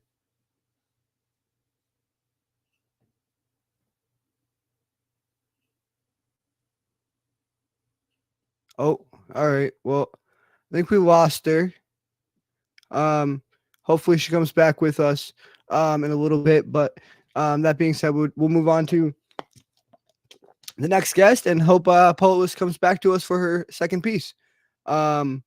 But yeah, fantastic piece. We'll bring our artists up here and see what they thought about it. Jack, what'd you think? Yeah, it was powerful. It's yeah, I am delirious. I am barely man. functioning. Jeez. But yeah, it is powerful the way that you still have, no matter what happens, you still have to keep moving, and if you're successful in that, then nothing is gonna stop you. And the artist herself, she's doing all kinds of things, all these activities, and it really seems like she's accomplishing what she's making the art about. You know, you get me? Yeah, absolutely. Yeah. Definitely puts a lot of herself into her pieces, and she Yeah. tells, like I was saying when I introduced her, she's going to speak for herself, and you're going to see exactly who she is, because Yeah. when she performs her art, she puts so much of herself into it. She lets you know exactly who she is and what she's about. That's one of the things I love about her so much. Absolutely. Majixia, what'd you think? I think that what she had to say is really a testament to her strength in her struggle, that she is, surpassing the expectations of, just saying whatever, she's gone way beyond that. And she is, like I said, like a testament, to the strength. Yeah. Yeah, absolutely. Absolutely. 100%. Caleb, what do you think, man? Yo, so on me, that's so good that she like put that in that piece at the end, because I like the way that she writes. She comes on here, it's always interesting because she don't just write. She is literally speaking her mind and coming up with these flows and patterns that she has in her song, and really outstretching the amount of work she has put into her process, her thoughts, and her what's the word? It starts with a C, cadence. Mm. You can just tell that she has this thought bubble of constant movement. Yeah, yeah, absolutely, absolutely, yeah. And that's what I was saying. Where like you and her, you guys' work is very similar, because you can tell both of you put a lot of work into you guys' everything from the cadence, like you were saying, to the rhyme scheme, to the message and what you're trying to convey, and how much like yourself that you're like trying to put in this, and um, yeah, you guys, that's one of my favorite pieces. Things about you guys' pieces is your ability to put yourselves in your souls and your hearts into your work, and really let it speak for you. Um, fantastic work, fantastic work. I hope she comes back. Oh wait, is she back? Hold on, let's see. It's black, but Are you with us? I'm here. Can you hear me? Yeah, I can hear you. Okay. Okay. I'm sorry, We my were just Wi-Fi. saying. Everybody was just telling me how they love your piece. Thank you guys. I'm sorry, my Man, Wi-Fi was acting stupid. I apologize. you're all right. You're all right. Fantastic piece. We'll catch you again in a few minutes for your next one. Cool beans. All right, guys. All right. Do. That brings us to sorry. I was just saying everything's organized. Apparently not. um. Next artist of the night, Majixa, or she goes by JR. I don't want to butcher her last name. She told me how to pronounce it earlier, and I'm gonna fully admit that I completely forgot, and I apologize for that. So I will have her pronounce her author name when she comes up here. But she also goes by Majixa, which is her poetic. I guess what is that called? A pen name, or is another word that I'm anyway. She's a poet and drummer. She does like Jesus, if I could talk, shamanic drumming. It's really cool. It really sets the mood and tone of what she does. You might remember her. She's been on the show once before, way back, months and months ago. Great performance, great artist. It's an honor to have her back up. And I'm excited to hear what she's got for us. If you want to go follow her, you can follow her on Facebook at Magixa Musings. That's MAGIXXAMUSINGS. Or you can go to our website at magixamusings.wordpress.com. And I'm going to play her flyer and get her up here. I'd like to take this opportunity to acknowledge the traditional territories of the people of the Treaty 7 region to southern Alberta, which includes the Blackfoot First Nation tribes of Siksika, the Piikani, the Ganai, the Stoney Nakoda First Nation tribes of Chiniki, Bearspaw, and Wesley, and the Tsuut'ina First Nation. The city of Calgary is also homeland to the historic Northwest Métis and to Métis Nation of Alberta Region 3, Magixa. Hey, it's great to have you back. Hey. Well, and thanks for welcoming me back. Absolutely. First, I just wanted to say that I love that you're a supporter of the Native tribes. That's something I've always tried to, I've talked about in quite a few of my pieces, specifically my Thanksgiving piece, for obvious reasons. But I've always been, a very big supporter of the Native tribes. And I love that about you. And I love how you not just, support, but you incorporate that into your work, with your drumming and stuff like that. And I think, didn't you have some kind of, I don't know if it was like I don't know if it was face paint or a head dressing or some kind of something at one point last time you came on the show. I thought that was really cool too. Just the whole style and vibe of it. And I love the background you have now, the like the prairie horses. Well, Definitely this is actually a painting, a classic painting called the Horse Fair, and if you Okay. look it up, it's a very well-known painting. The video screen isn't as wide as the painting is, so you're missing a little bit of the side edge. But it reminds me that there's, with everything going on, there's always horse trading. Yeah. Yeah. Yeah, no, I didn't, I'm sure that it is a very well-known piece. I'm not like classically trained in art or anything like that. So, that's why I would not recognize it. But, it is a fantastic, set piece. It is, yes. I don't know if everybody knows I'm from Canada, so I just thought I'd put that out there so that Yeah. You some of mentioned, what I'm doing. Yeah. you mentioned Some of what Calgary. Calgary, Alberta. And part of what's going on in Canada right now is, I don't know if you've all heard of it. It's called Truth and Reconciliation.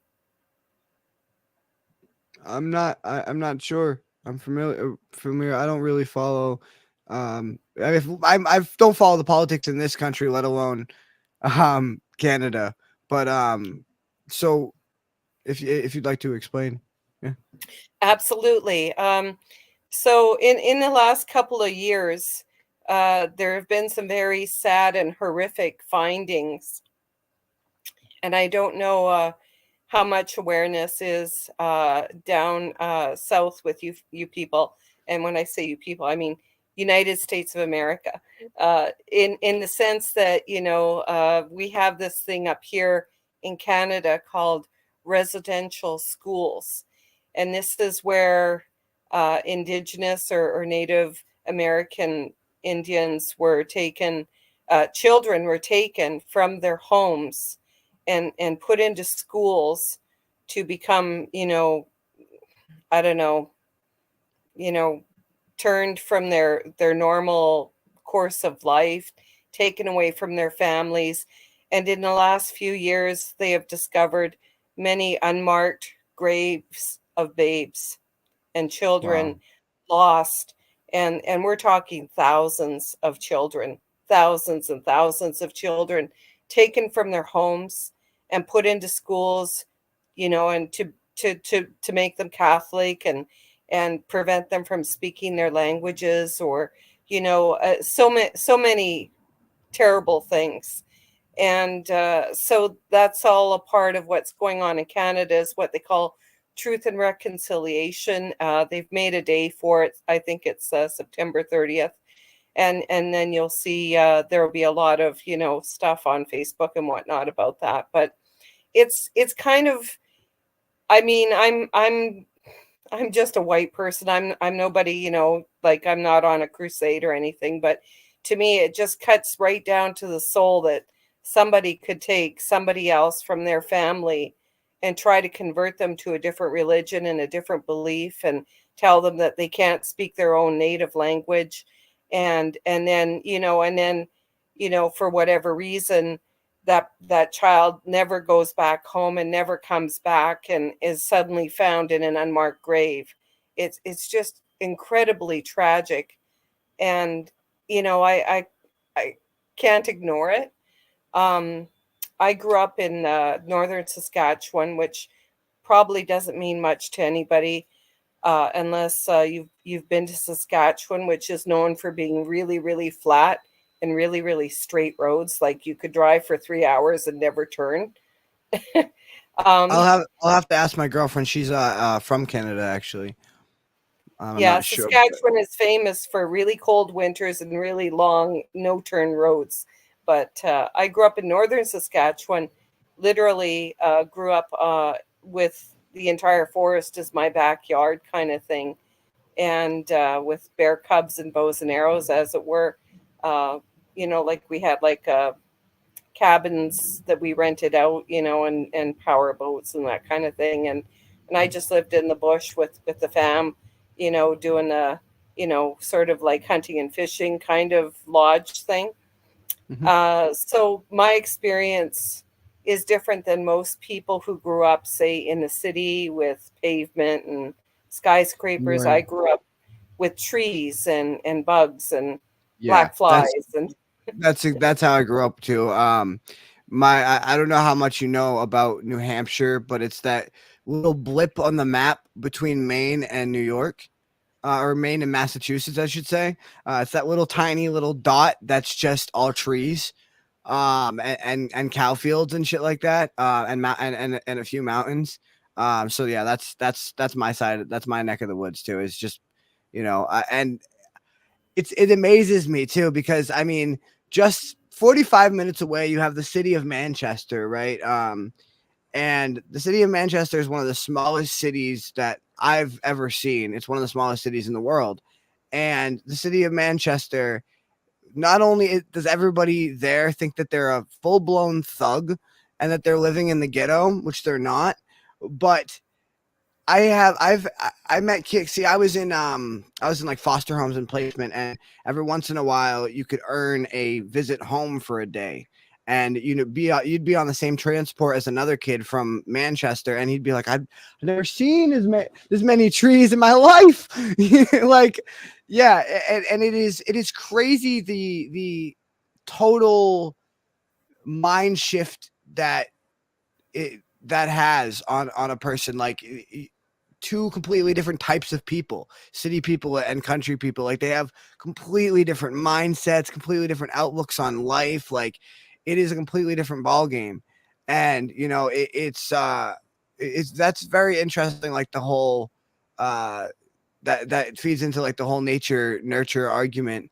And I think that like where our environment, like not just the people we're around, but the physical environment has a great deal to do with how we grow up and the types of people we are in general. And I'm partial to country people. I think country people are just nicer. I mean, because you in the city, man, you're all cooped up and bumping into people and fucking no one, I pass somebody on the sidewalk in my hometown, 9 times out of 10, we're going to wave at each other. You do that in the city, like they're either going to ignore you or cuss you out. Like you're not. Or raise your eyebrows and like, Like, what are you doing? What are you doing? Look at this weirdo waving at me. Like no one's fucking friendly anymore. No one gives a shit. Yeah. No, I definitely get what you're saying about that. But anyway, so that's pretty much what you're about. But if you want to add anything that I didn't cover in our introduction, or tell us anything about yourself or what you got going on, before we Sure get into your thing. piece. The whole shamanic path thing, I never planned on any of that. That should kind of happened. And I'm going to get a little esoteric and supernatural on you here. But I had some experiences in my lifetime where, I had like a astral projection where my soul left my body, and I had like, premonitions and weird stuff that I couldn't understand, right? And at the time I was going to church and doing, the church thing, and they're like, oh, it's devil stuff, and blah blah blah. And I just kind of went, yeah, I don't think so. I think this is something else, and so I started looking around, and that's when I really discovered that there is the way of the shaman, right? And that, the dreams and premonitions, that's actually very commonplace. And the drumming is a part of the healing. And I think you and I have talked before. I think we have both lost people in our lives to suicide, and part of the healing process I found actually through the drumming was really helpful. And that the drumming itself is very it also is healing in the sense that it allows you to connect with a whole other part of yourself, and it actually releases all kinds of negative energy. So it gives you an opportunity to fill yourself with something other than the negative, and it's a way of cleansing. So the whole thing with the shaman thing was that, I kind of found a path, and, like, I don't know who reads Rumi, but the way just appears and it tells you what to do, right? So I had this poem burst into my head last year. I don't know, late in the year, like August or something, and I couldn't turn it off. And like all of us who are poets, it's something that it's like a message in a bottle, and it just shows up on your shore, and you open it up, and it comes out of you, and there it is, right? So that happened, and then after I wrote the poem and I performed it a couple of times, early January, I got a seed bloomed in my head, and it said, gee, you should do like a slideshow with pictures and that kind of thing. And I thought, well, isn't that's quite the idea. I didn't see that one coming. It just came out of the blue. And so now I'm working on a photo slide show presentation. And the actual idea is that when I spoke with a couple of my Indigenous friends about the poem that I wrote, both people really, they're like, well, get it out there, like it's got to be heard. And I'm like, that's great, but it seems to me there should be, a little more to it than just the poem, that the pictures are part of it, right? And perhaps next time I'll do it with the pictures. We'll have more time to set it up. But what was expressed to me by my friends was that I couldn't just show the positive side of it. And when I read the poem, you can see that there is a very dark side to it, and we can't ignore it because it's just really tragic. Yeah, So absolutely. I came across this wonderful idea. Uh, Not far from where I live, there's teddy bears put on fence posts, sort of like in honor of the unmarked graves. So it's kind of like a thing, and I don't know if I can put the picture up as a background or not. I guess I could try that and see Yeah. if it'll let me do that. So let me just give that a go here. So bear with me.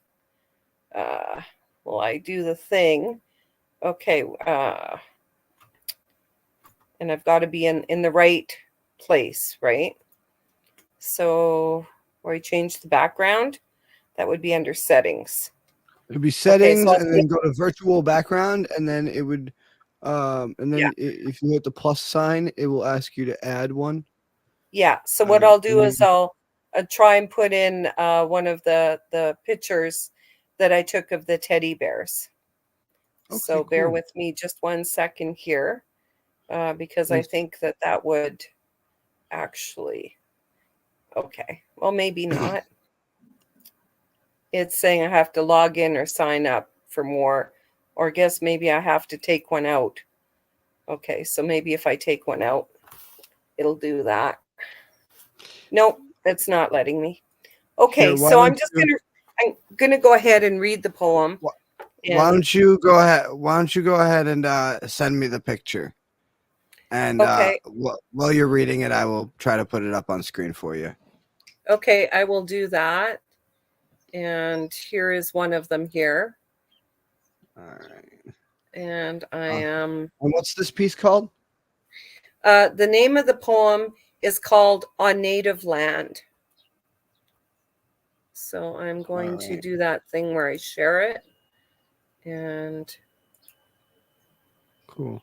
And I'll drop myself out of here, and I'll let you get to it, and I'll try to get that picture as soon as you get it sent to me. okay. I'm guessing the best way is to just mail it to you. Just on Messenger, just on Facebook. Well, let me do that. Okay, hold on here. Sorry for the delay, guys. Okay. Here we go. Okay. I know it's a big part of the visual process, and I apologize for the delay here. So I will just. So I understand. I don't want. I want your art to be the way that you want it to be presented. I'm a big proponent of, letting people express themselves to their fullest at their full capacity in whatever in whatever way they see fit. Okay. So I sent you one of them there. Okay. And I'll see if I can send you one more. All right, fantastic. I will get that up here. And then I just thought it shows kind of, the whole sadness of it, Okay, so I'll get started on the poem then. Okay.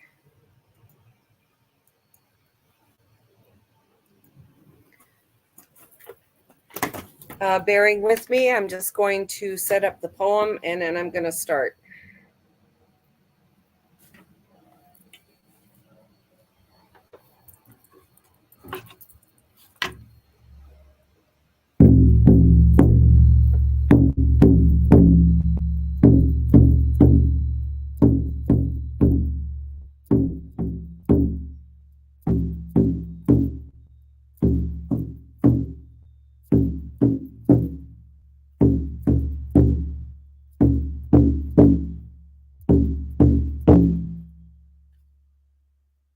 On native land, we reside on land we pay for, never properly sold to us. On native land, we discover the horror of our history in unmarked graves of babes. On native land, we poison the water and defile the trees. On native land, we throw our cigarettes wondering where the fire came from. On native land, we struggle to remember our brothers and sisters lacking clean water. On native land, we look down our noses at the indigenous people lacking education, suffering with addictions we gave them. On native land, we withhold the communities with clean water from the people who gave up the land. On native land, the power of paper and real estate rob from the poor to make the banks bigger and richer. On native land, we sleep in our homes, not our homes, just a place we borrow. On native land, we cultivate and harvest, then ask where the water is. On native land, we often dishonor the beliefs of the indigenous people ceremonially and medicinally because we do not believe the same beliefs. On native land, the indigenous still open their hearts to us. If only we can see the sadness of relentless expropriation. On native land, the misunderstood clamor for murdered family members to be reclaimed from the garbage dump. On native land, we stand, divided by differences, bound by class, limited by our singular perspectives. On native land, we will eventually learn to surrender, learn to forgive, strive to reconcile. On native land, we feel entitled to consume instead of a duty to care. On native land, we are all connected, people, land, animals, plants, living mutually alongside one another. On native land, what happens to our lands happens to us. When they hurt, we hurt. When they are healthy, we are healthy on native land.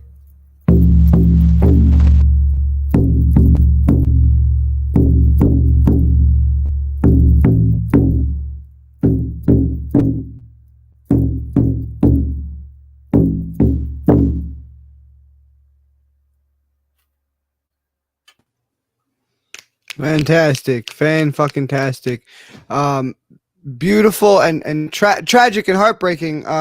But beautiful, more tragic and heartbreaking towards the beginning, and then very beautiful towards the end. And I love how you left this simple message of, you know, what happens to our lands happens to us. You know, when they're hurting, we're hurting. When they're healthy, we're healthy. And you know, it just um I think that piece in particular needs to be heard like in schools. That's one of those pieces that needs to be taught as a curriculum, needs to be heard in schools across America, across Canada, across the world, honestly. And you know, because there's so many. I mean, it's not just, you know, with the native people in Canada, but or you know, some of the native people you might, you know, like the Navajo tribe is like the first one that people think of, but like even the Aboriginals down in Australia, whole different part of the world, their culture was stolen as well, just, you know, the same as it. And it's happened all over the world to, you know, I think it was a couple weeks ago we were talking about on the show, there's not a single race in the world that hasn't been enslaved at one point or another in human history, or hasn't had their culture and, you know, stolen from them and destroyed or whatever. I mean, you know, it happened to Jewish people, it happened to the Japanese, and you know, it just everybody at one point has been a victim of other human cruelty, and that's we are the we're the fucking worst, man. We make some beautiful things, and I think that like art is one of those things that um is it's one of our only redeeming qualities, the fact that we're able to make such beautiful art, because we are such and I'm not talking about individually, but as a race, we are brutal and unforgiving and vicious and selfish. And you know, it's the fact that, you know, as a white person, I have to stand here and say that, you know, my culture and my society was built on the backs of tearing someone else's culture and society away from them, and building it on their literal backs, you know, as they're carrying things to build the literal buildings. You know, it, it's shameful. But I also always have to say, like, you know, we are not our ancestors. We are not, you know, the our history. And the only thing we can do is learn from that history and do better in the future. You know, we can't change the past, but the only thing we can do is to learn from it and to do what you're doing by expressing it to other people and having and teaching it to other people, so other people learn about it and learn, because that's the only way we can grow and be better is if we learn. And so that it's fantastic what you're doing with your art is inspirational, and I think that it should be done around at schools across the world. Well, thank you. Thank you. I do want to mention though, I did see that statistically that all these wildfires that we're fighting, and you guys have had them as well down there. Mhm. We've had quite a few up here. Last year was very bad for wildfires. Mm. And statistically, it is somebody who smoked a cigarette and just threw it out and didn't butt it. God damn. Well, I mean, hey, you're four wheeling in the Canadian woods. You just, you know, Yeah. and then all of a sudden, yeah, but that's why I tend to step on everything and then stick the thing and then stick the filter in my pocket. I like I said, I grew up in the woods. Most people that I know who grew up in the city, they throw it right on the ground. Don't even step on it. Don't even step on it. No matter where it is, throw it right on the ground. Don't even step on it.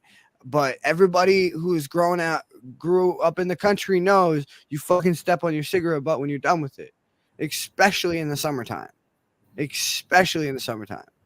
Everybody knows that. But yeah, that's a crazy statistic.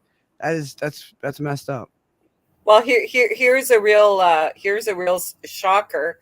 So the bit about the clean water. So here in Calgary, just last week or last 2 weeks, they had a water main break, and then due to the water main break, we are all on water restrictions, and so we can't water our trees, we can't water our grass, and they want us to, wait 3 days before you have a bath or shower, that kind of thing. California And, did that. and this is a city of over 1 million people, right? And so there's a lot of people, and I guess there's been a huge amount of fines to people who are watering their grass, who and people are going to car washes, and it's like they don't. I don't think some people recognize. I don't know if you've ever had a water main break or if you've ever been without water in your home. Yeah. But I had that experience last year for 4 days, and it was like 2 years and 4 days. Wow. You couldn't go to the kitchen sink and make coffee. You Yeah, couldn't no, I've go. I've lived like that for actually quite a while. I lived in Yeah. a house just after I turned 18 for a while. I lived in a house with one of my best friends, and we didn't have running water or power, or we were pretty rough. It was a pretty rough go for a while. But we got by. Like we just because humans weren't meant to have all that stuff, and we have engineered our way into it. And so without it, our brains go back to that engineering caveman kind of state where we're like, okay, how do we survive now? What is the next step? What's the, and if it's as something as simple like with the light as, you going to it shall not be. We'll just call it DG, the evil DG. If you just go to that dollar store and get one of those little switches that lights up the room or whatever you stick on a wall, but just simple things like that, or oh, okay, there's a river nearby, we can go and get some water there, or there's the cemetery has a free pump for watering flowers, we can go get water there. Like your brain automatically starts coming up with ideas on how to get by and how to survive and how to make your situation as much like the one you were in before. You know what I mean? And supplement those things that you didn't have before, supplement movies with books or whatever, what have you. But yeah, that's how the human brain works. We're programmed to survive no matter what, programmed to keep persevering. I think we take our water for granted. There are entire communities that do not have functional running water or clean potable water, as they call it. And I think rivers that, a lot of time are disgusting. Yeah. So and that's a big part of it. Aside from all of the other stuff that we have going on, all of a sudden it's almost like the earth is saying, "Wait a minute." I mean, we're gonna fucking. they say we got what 100 million years till the sun burns us out, but we're gonna burn ourselves out before then. It's I mean we're already destroying the fucking ozone. We're already destroying the barrier between us and a place with no oxygen. Do we get that? Like we destroy this little barrier that we have going on. That's it. We're done. There's no the end of the game. End of the game. Also, if we keep going the way we're going and the fucking like it's not going to matter because we're just going to war ourselves to death. And then there wouldn't be no humans around to experience the end of the planet because we'll just fucking all kill ourselves off. And like you were saying with just the cruelty or like I was saying before with just how cruel humans are and everything we've done to each other so far. I mean, if we keep going in this direction, you know, there won't be any history to speak of, you know. But yeah, fantastic piece. I want to bring these other pieces up or pieces people. Jeez, I think I'm getting a little delirious, Jack. You and me both. Caleb, what'd you think about it, man? I am. It's awesome to always hear about native stuff because I'm 67%. I mean, I'm Littlefoot, so it's always cool to hear an Indian piece. My mom is really big into Indians too, and Native Americans. Like she collects dream catchers that are made by them. She goes to powwows when she can't, even though powwows are a little sketchy when it comes to actual Indians. But it's really cool just to hear pieces like that. It's always nice to hear. Yeah, definitely. Thank you. Paulus, are you with us?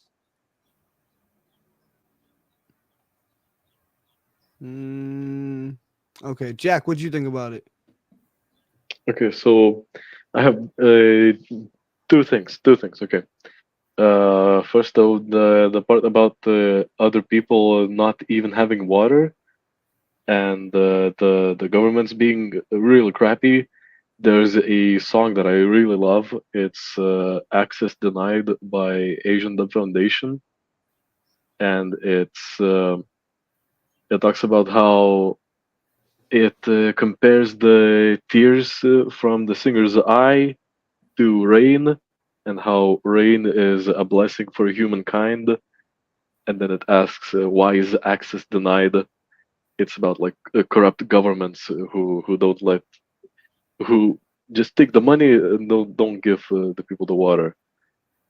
And the second thing is I only pretty recently learned about like racism against Native people, like Native Americans, because I'm like half the world away from from that place, from Canada, and I was watching like documentaries about serial killers, and the guy that was doing the documentary was like. Yeah, there's systematic racism. There's like targetings. There's like people being like specifically killed off, and I was just like, don't we have enough? Don't we have enough races to be racist against? Isn't there like another one? Really? Like, Yeah. Yeah. Like I was saying earlier, every race has been a victim of racism at some point. You know, and it's just I mean, or just just human cruelty in general. You know, it's we are our biggest disease. We are our own biggest disease. And it was just so like it is just systematic, and like the local police doesn't care about it.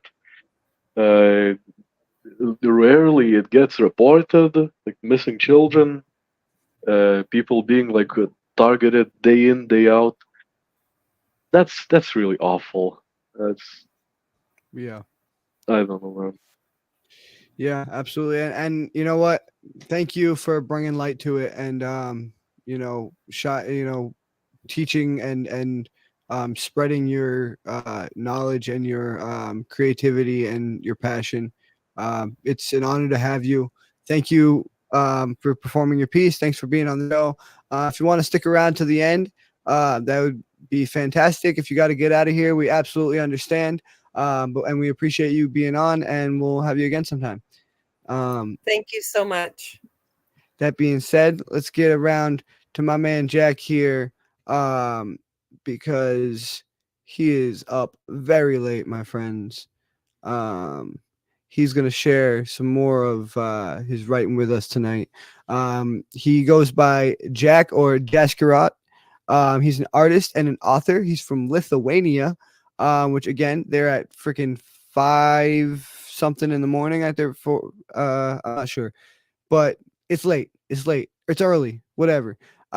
He's making a great sacrifice to be here. It's an honor to have him. It's a pleasure to have him. So first of all, thank you, Jack, for coming back on. To the rest of you, if you want to go follow him and keep up with him, keep up with this show because he'll definitely be back here. But also follow him on Facebook at Jack Michelangelo Pet. I see. You know what? I'm not even gonna try. I don't want to butcher names anymore. We're starting fresh. Season 2, Lost Boys. Dylan's not gonna butcher any more names. He's either gonna get the pronunciation before the name or not say it at all. But go follow him on Facebook at Jack Michelangelo P. He'll pronounce it for you. Follow him on Instagram at Jaskarot, or you can visit his website buymeacoffee.com/Jaskarot for more of everything he does. So make sure y'all go check that out and play his flyer and get him up here.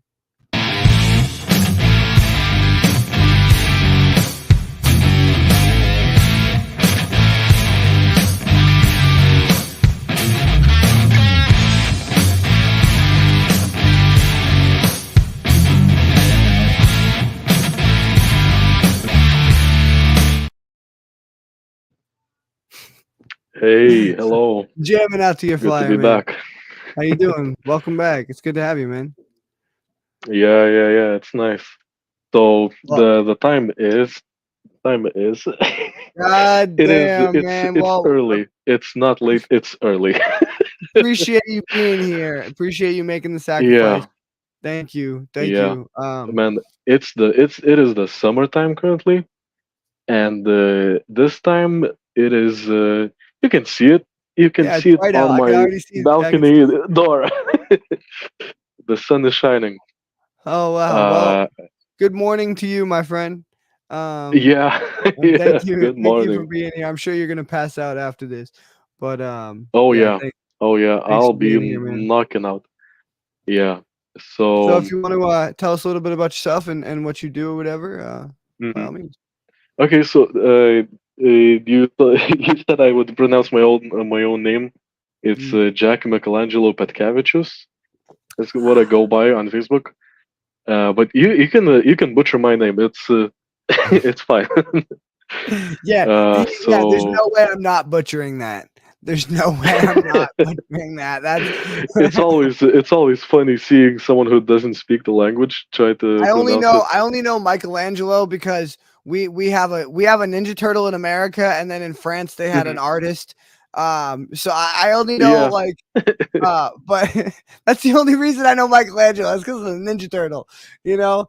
yeah, And obviously the famous, but he's named after the famous artist. They all are. They're all Raphael, Raphael, yeah. Michelangelo, But Leonardo. their But yeah. personalities actually they're mixed up because Mm. Raffaello in the Ninja Turtles he's like the very angsty one, like the very edgy one. But Mhm. actually, Michelangelo was the one that got into like bar fights a lot. He Oh was like an really? angry, ranting person. Oh, cool. I didn't know that. Yeah, That's cool. They should have put more thought into that. But yeah, that's that's the only reason I can say maybe it's that on word. purpose. And I I don't know. and I'm also probably butchering the pronunciation of how Michelangelo is supposed to be said too. But anyway, Yeah, yeah, man, we appreciate you being on. So you write fiction, right? yeah. So what I write, friend, wasn't there last time. I've writing this one book, one story. It's my like magnum opus. It's I want to make it this huge thing that has like mega deep lore. It has like rabbit holes you can go down. It's You're Lord of the Rings. conspiracies, You're magic. Harry Potter. Yeah, yeah, yeah. Yeah, yeah. And I rewrote it at one point. Like I was I wrote the story out for like a couple of years. Then I saw that the main character wasn't going the way that I wanted to go. I deleted the whole thing and then wrote it back down, make it up from scratch, just so it turns out right. This one time, this one story, I want to make it go right. Mm. Yeah, no, I feel you. And I've done that yeah, quite a bit with a lot of my fiction writing. yeah. When you want it to go good, it like you want it to be a piece of quality work, you Yeah, know. And absolutely. okay, last time, um, to make a quick recap, last time what I talked about, what I read from the story was a okay. Jessica was laying on his stomach, beaten and broken. A sketchy old magic guy walked up to him with some Oh yeah, and glasses. he had gone through the okay. Correct me if I'm wrong. So I'm just gonna recap what I remember. He had Mhm. gone through a transformation where his body is entirely broken, but he is now in this like metal cage type thing. And he is able to use his fire magic, his pyromancy, as his legs and arms to move and get around and do what he needs to do now. But he'll forever be a paraplegic. But now this fire, he's like in this metal cage, and he uses his fire as his arms and legs and to get around. And this old wizard guy is the one who performed the spell to do that. Correct? Yeah, yeah, All yeah, right. yeah. And to be specific, it's his bones. They were like the catalyst, the material for wizardry that was Mm. used, and they were all like taken out magically, but it was very painful. And he's just like a flappy Oh bunch of yeah, I skin forgot and about muscles. I forgot Yeah, his all of his bones actually got because I remember we were talking about I had mentioned like Harry Potter with the scene where all the bones get removed from his arm in yeah, one of yeah, the yeah. movies. That spell, that And spell. that happened to Yeah, his whole body. I remember that. Yeah. So all of yeah, his bones got yanked out. And now he's an amorphous blob, but he's held into a human shape by the cage. That's the purpose of the cage. yeah, yeah. And Gotcha. the cage Okay. is all like the cage is like welded pipes, like welded random things, like the So I mean, bended basically, metal. his skeleton. Yeah, You could say that his skeleton is on the outside of his body instead of the inside, because that's all our skeleton does yeah, is hold us up into human shape. So now his yeah. skeleton Basically, is yeah, made out of metal and it's on the outside of him. Okay, that was the purpose of the cage. Now I remember. Now I remember. yeah, All right. yeah, yeah. It's to hold them in place. Okay. Cool. So we're at this point where he has become this fiery amorphous blob, encased in metal. Yeah, yeah. All right. Basically, yeah. And all right, so and this is the book is called Brandon. Can I get the title up here? It's Pyromancer's Destiny, and we're gonna Yes. hear an excerpt from Pyromancer's Destiny. Yeah, I'm thinking of just reading a whole chapter since I'm going only once. I'm By gonna all try means, to read by it. all means. All right. Do you have you don't have any artwork you want to show us this time or no? No, I haven't made anything new. All I've right. been All right. kind of Cool. busy with my job. Just figured I'd check. Yeah, I feel you. I feel you. All right, man. I'll drop myself out of here and let you get to it. Okay, so chapter 3, a friend. A sunny, bright morning shines through Ijaska's jagged frame. Reflections of the past night's rain on the metal frame seems to have attracted some attentions, as scratches and knocks against it can be heard. RT, RT. Jessica mumbles into the ground, still asleep.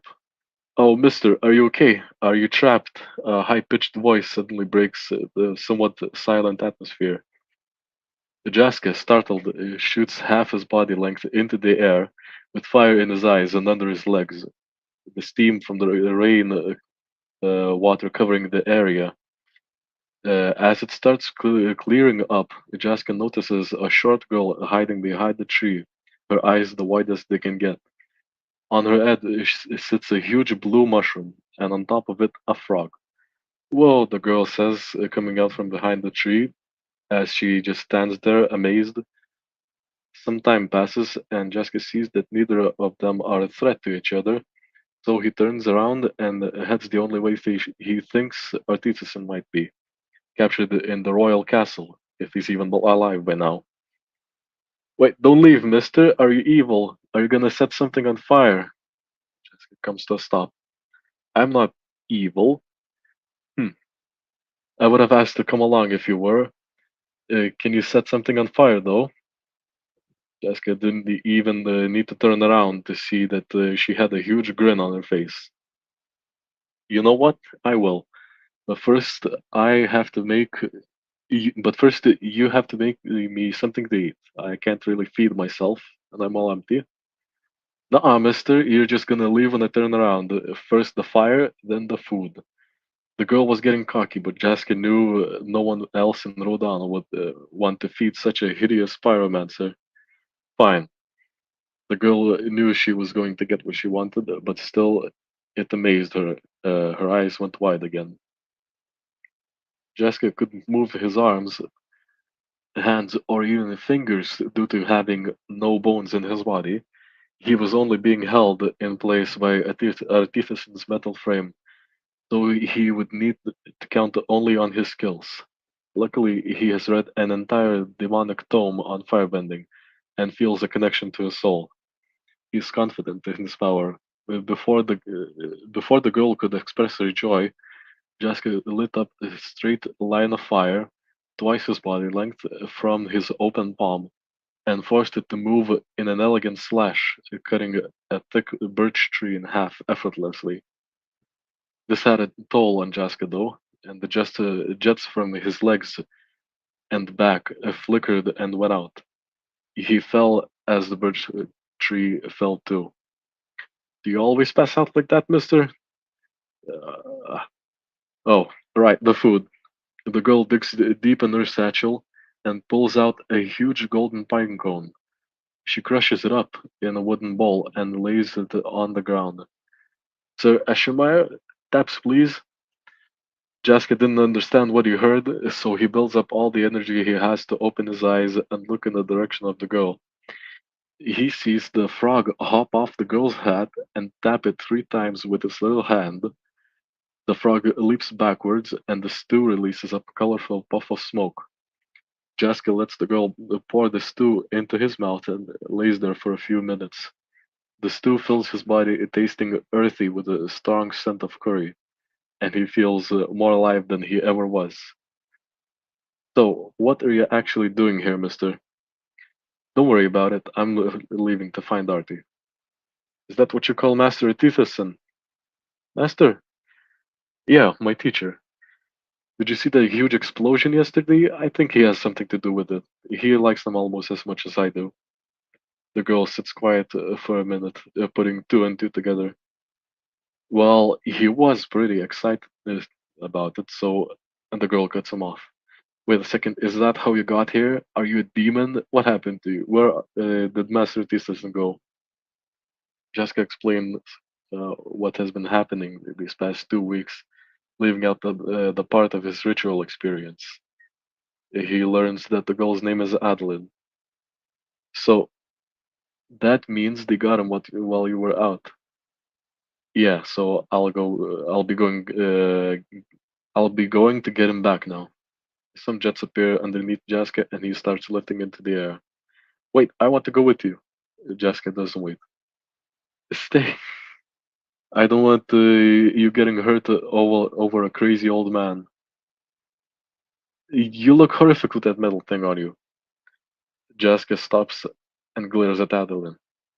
I meant he moves over to some nearby water and quietly looks at his twisted reflection, distorted even more by the waves.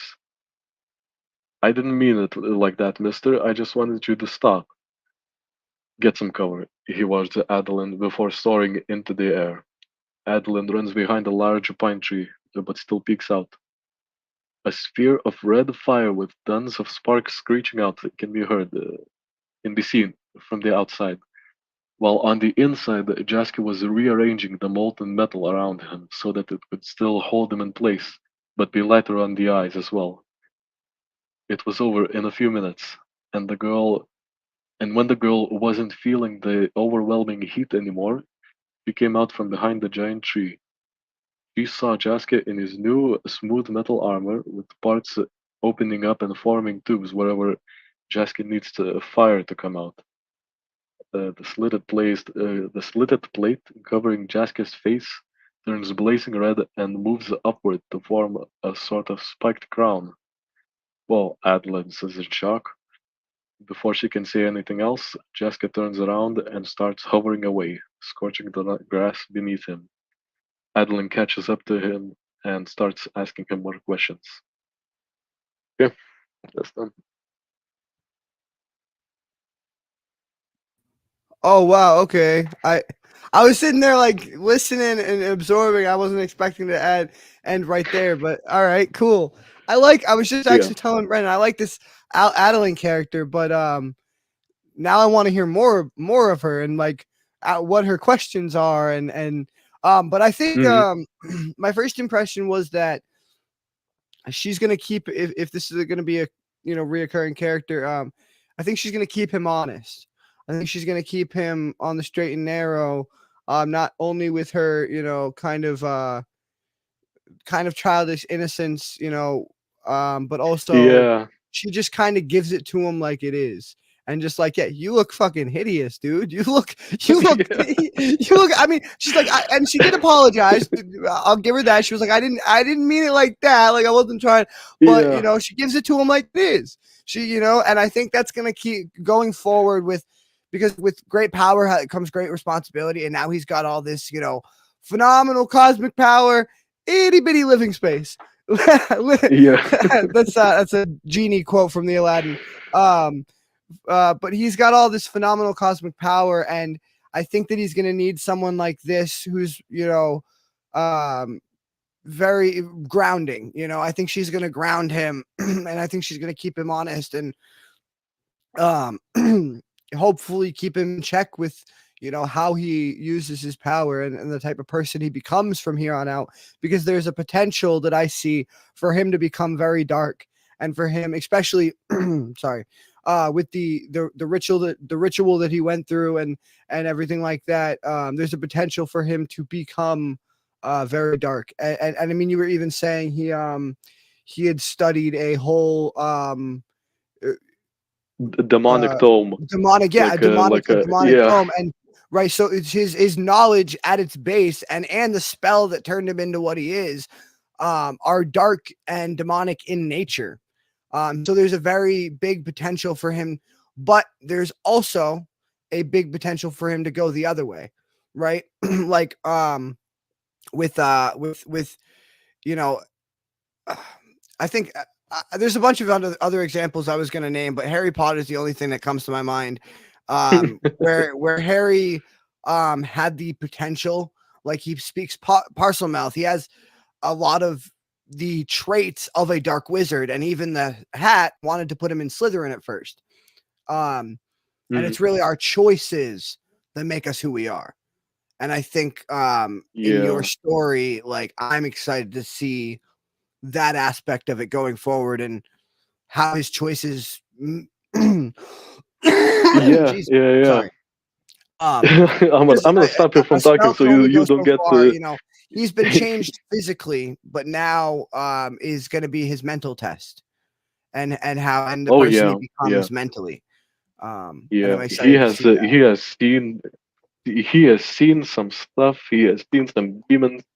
He knows a bit too much, and he can go off the wall very quickly.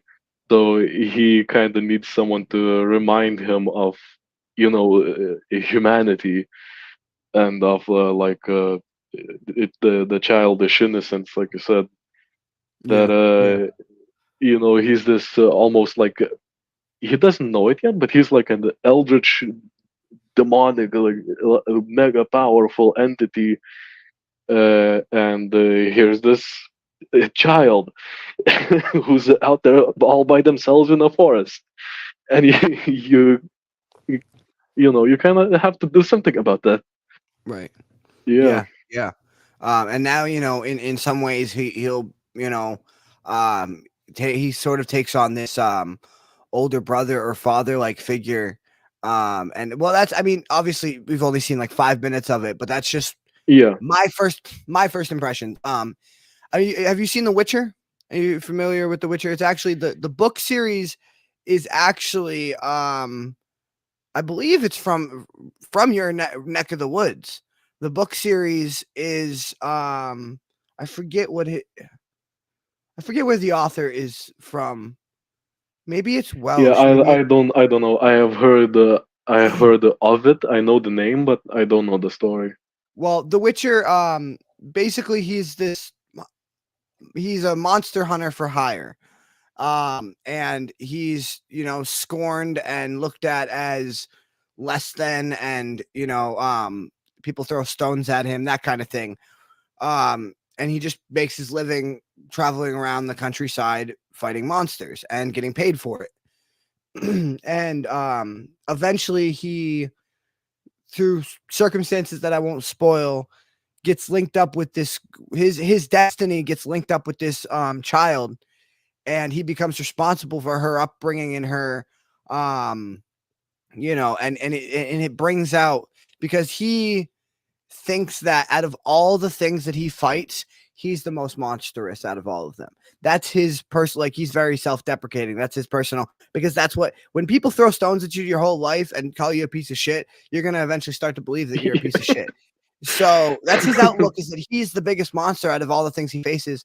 And this girl really brings out the humanity in him, and in the most like pure ways. And that's what I see happening for your character, if it continues down that path, that I see. But yeah, that's, I'm very excited to see where this goes. I can't wait. Like, I want you to pick up when you come next time. I want you to pick up right there, because I'm gonna be on my tiptoes waiting Oh for man, it. So. this new character is gonna be very important later on. I have something cooking, man. I have Hell something yeah, ready. man! It sounds like it. It sounds like you're mixing.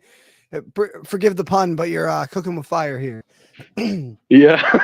You're cooking I'm with mixing up fire on on the evil pots. Pyromancer's I'm mixing destiny. up. Yeah, a little fucking that witch's pot, wizard's pot. Hell yeah! Yeah. All right, man. Well, it's been an honor to have you. If you can stick around, great. If not, go ahead, go, man. Pass out. Have a good rest. We appreciate you being here, and we can't wait to have you back on again and hear more of Pyromancer's Destiny. So thank you so much, man. Have a good one. Yeah. Oh wait, you know what? They were. One moment. I'm gonna bring them up to see what they thought, because Poetless was glitching in and out, and Caleb was not at his screen, but now he is. Let's see here. Caleb, what did you think of his story, man? I was here the whole time. I was just like sitting back and listening to it. I can't. I'm very bad when it comes to stories. I'm not very. I tell everybody this that has a story on here. I can't really. I don't want to critique. I say that I like the fantasy of it. I like the fact there's a pyromancer, there's spells. I like shit like that. I'm a big fan of shit like that. It's like the type of stuff I like to read. But I'm really bad at listening to like longer stories, because I'm schizophrenic, so I have all these voices in my head, and it gets hard to listen after so long for me. Yeah, man. It's fine. It's fine. I definitely feel that. Yeah, you've expressed that before. I mean, it's not everybody's, like Audible, the app or whatever, or audiobooks aren't everybody's cup of tea, I know a lot of people, and my great uncle he actually watches the show occasionally. He makes fun of me because I listen to Audible. He is a strictly words on the page reader only. And he makes fun. He'll say everything like, oh, you got some guy whispering sweet nothings in your ear while you're going to sleep, and I'm like, all right, when you say it like that, that's not, that's not.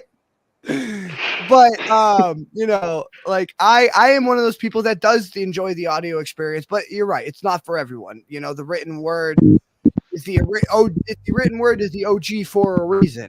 But actually, I have to correct that because the written word is not the OG. Spoken,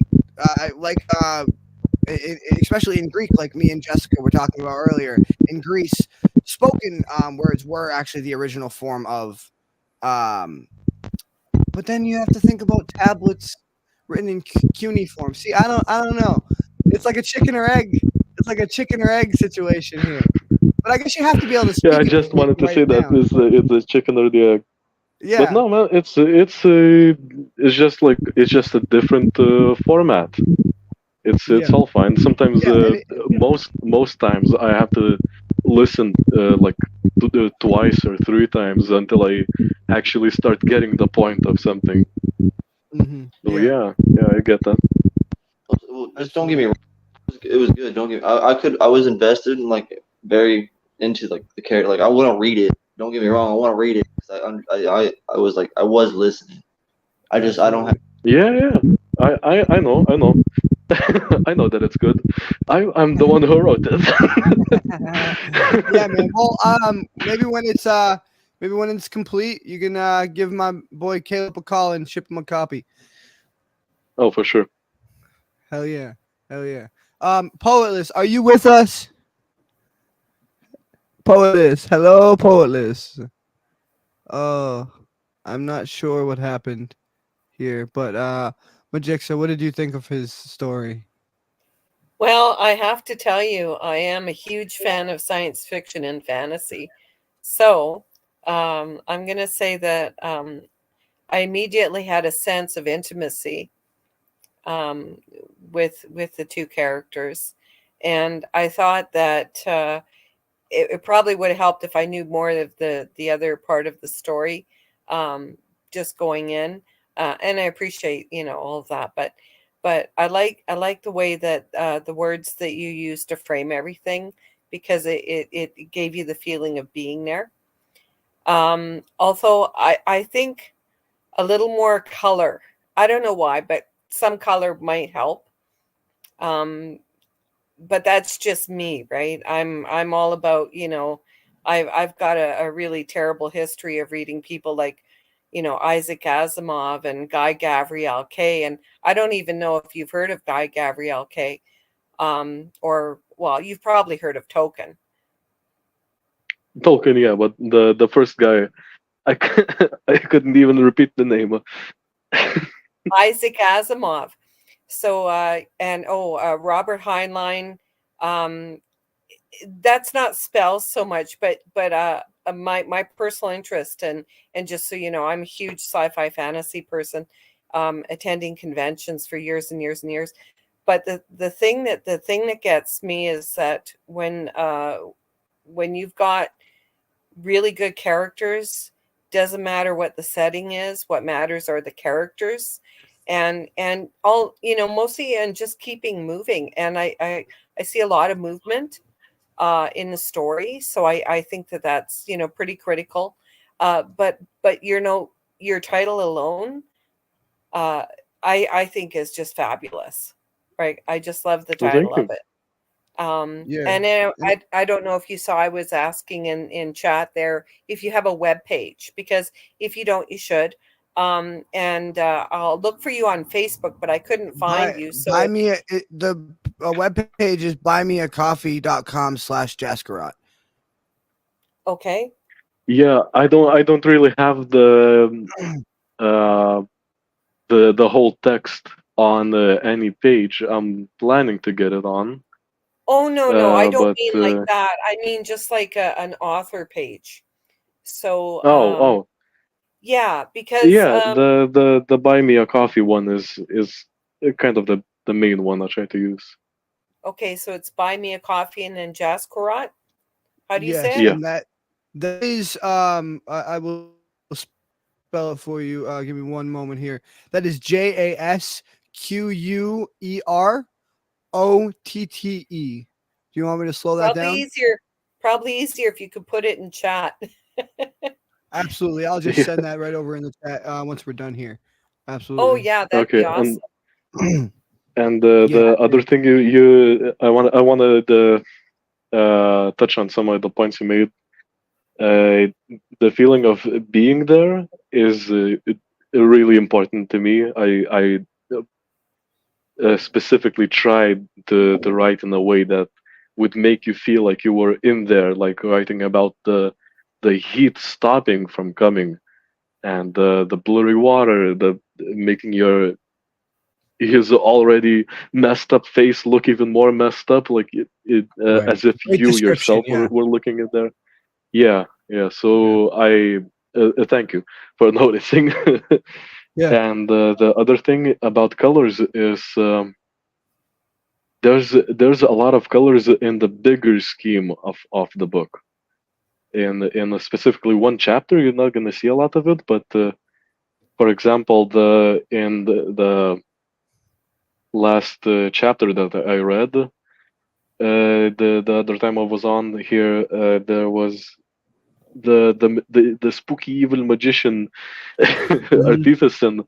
He used his glasses. He lifted up his glasses, and his power was green light. Was like vaporizing green light, poured out of his eyes. And I love how So like that's one thing.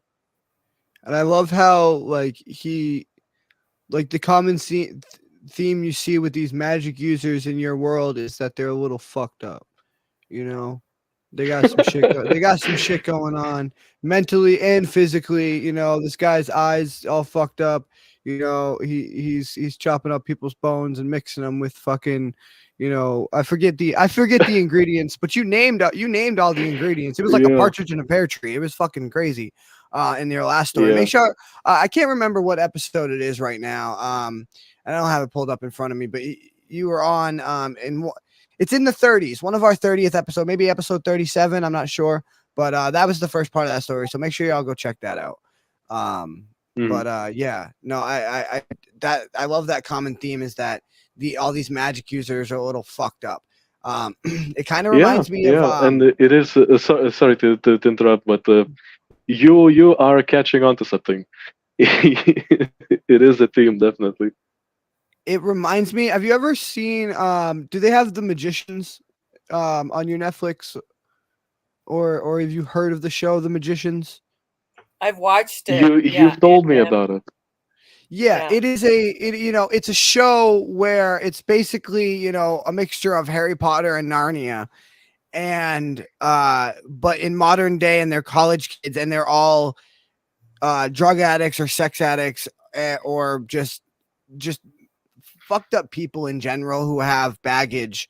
And it's like it's a very and they start to towards I've read the book series too, but towards the second season and the second book, they start to get into the fact that magicians aren't as good at using their magic, if at all, without the despair and the depression and the darkness and the demons in their life. And that's kind of what fuels their magic in that universe is and it has a lot to do. It shapes their whole world, and that's I see a lot of similarities between that and your world, for sure.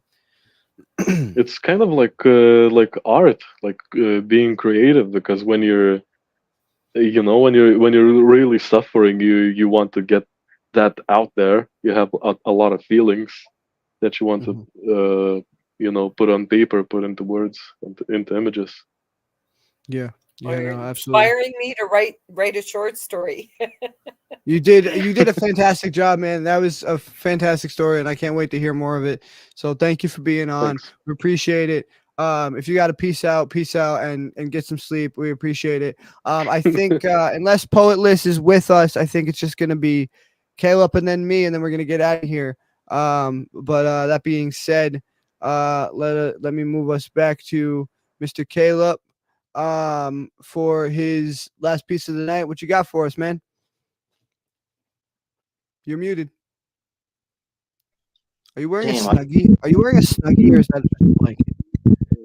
It's my robe. I'm a magician, bro. I'm a wizard. Oh, fuck yeah, fuck yeah, fuck yeah! You're Archimedes, or what was his name? Fuck, I think it was Archimedes or something. The wizard that turned that fucked the. So in the first part of the story we were talking about, there's this old fucked up wizard guy that we was talking about, and he was I think his name was Archimedes or something. You coming with that dark wizard energy tonight, huh? This one's kind of like this one is a completely different vibe than the first one that I did. All right, all right. What do we got here?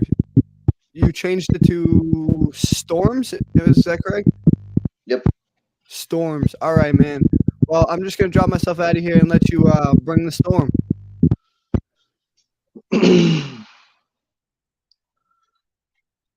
Maybe once this rain clears, I'll be able to see a clearer picture. Maybe once this lightning stops blinding me, I'll be able to see past this fear. Maybe once the thunder stops making noise, I could think and figure out that I was missing a link. Like, recently, I've been making choices differently, taking time out for the wrong reasons, making everything discoherent. So I've been keeping my time instead, trying to be less transparent. You see, I've been trying to do things differently, to stay on beat like music and keep going like a straight road, but like writer's block, there's a roadblock 20 feet high and my legs can't seem to go the other way. They can't seem to walk around, like going through is the only way. So I talk to a wall and ask it to move, just for it to grow a face and tell me how much I've just been a disgrace. I keep pace like that caged hamster on a wheel, locked in but trying to go somewhere. But I just stay in one place and run endlessly until my legs don't work, and I just kneel on the ground because I'm tired of these regrets. But I'm locked in with this godforsaken wheel. I'm like that hamster. I'll keep running till the skin on my foot peels, till this cage unlocks and I taste what being free feels, till the storm clears, till my legs feel like walking because I'm tired of running. I'm tired of wasting my time. It's quite stunning how many hours I've spent sprinting at a wall, tired of being called the bad guy, just committing crimes, just admitting I'm fine, then reality hits in.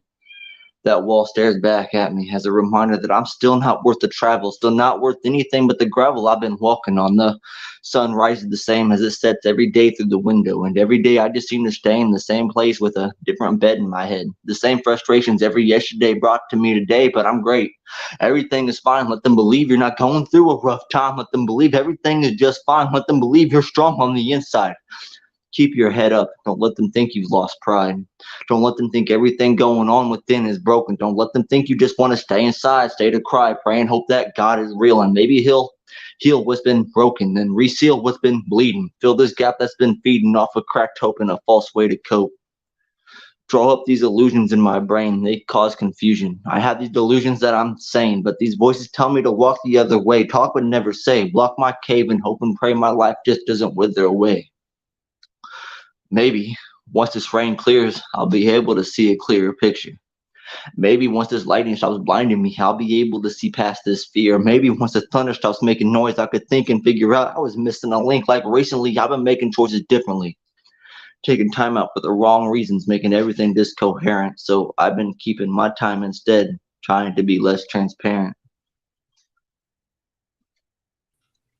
God damn, yo, fuck yeah. So I get what you're saying. I did feel there was a different vibe there, but it also at the same time felt like, you know, you always say all your shit's connected. You know, it felt very connected to the first piece in terms of, you know, when I'm at my fucking lowest, like I don't want people to see this shit. Like leave me the fuck alone. Like I'm gonna hide it. I'm gonna block it out. I'm gonna, you know, and I think that everybody does that. When, you know, some people more than others to a certain extent. But there's, you know, Jelly Roll, one of our favorite artists. I know you like him too. He just came out with a new song, "I Am Not Okay." I don't know, have you heard it yet? But the chorus is, you know, he talks about, I'm not okay, but everything is going to be all right. You know, he says that, you know, it's okay to not be okay.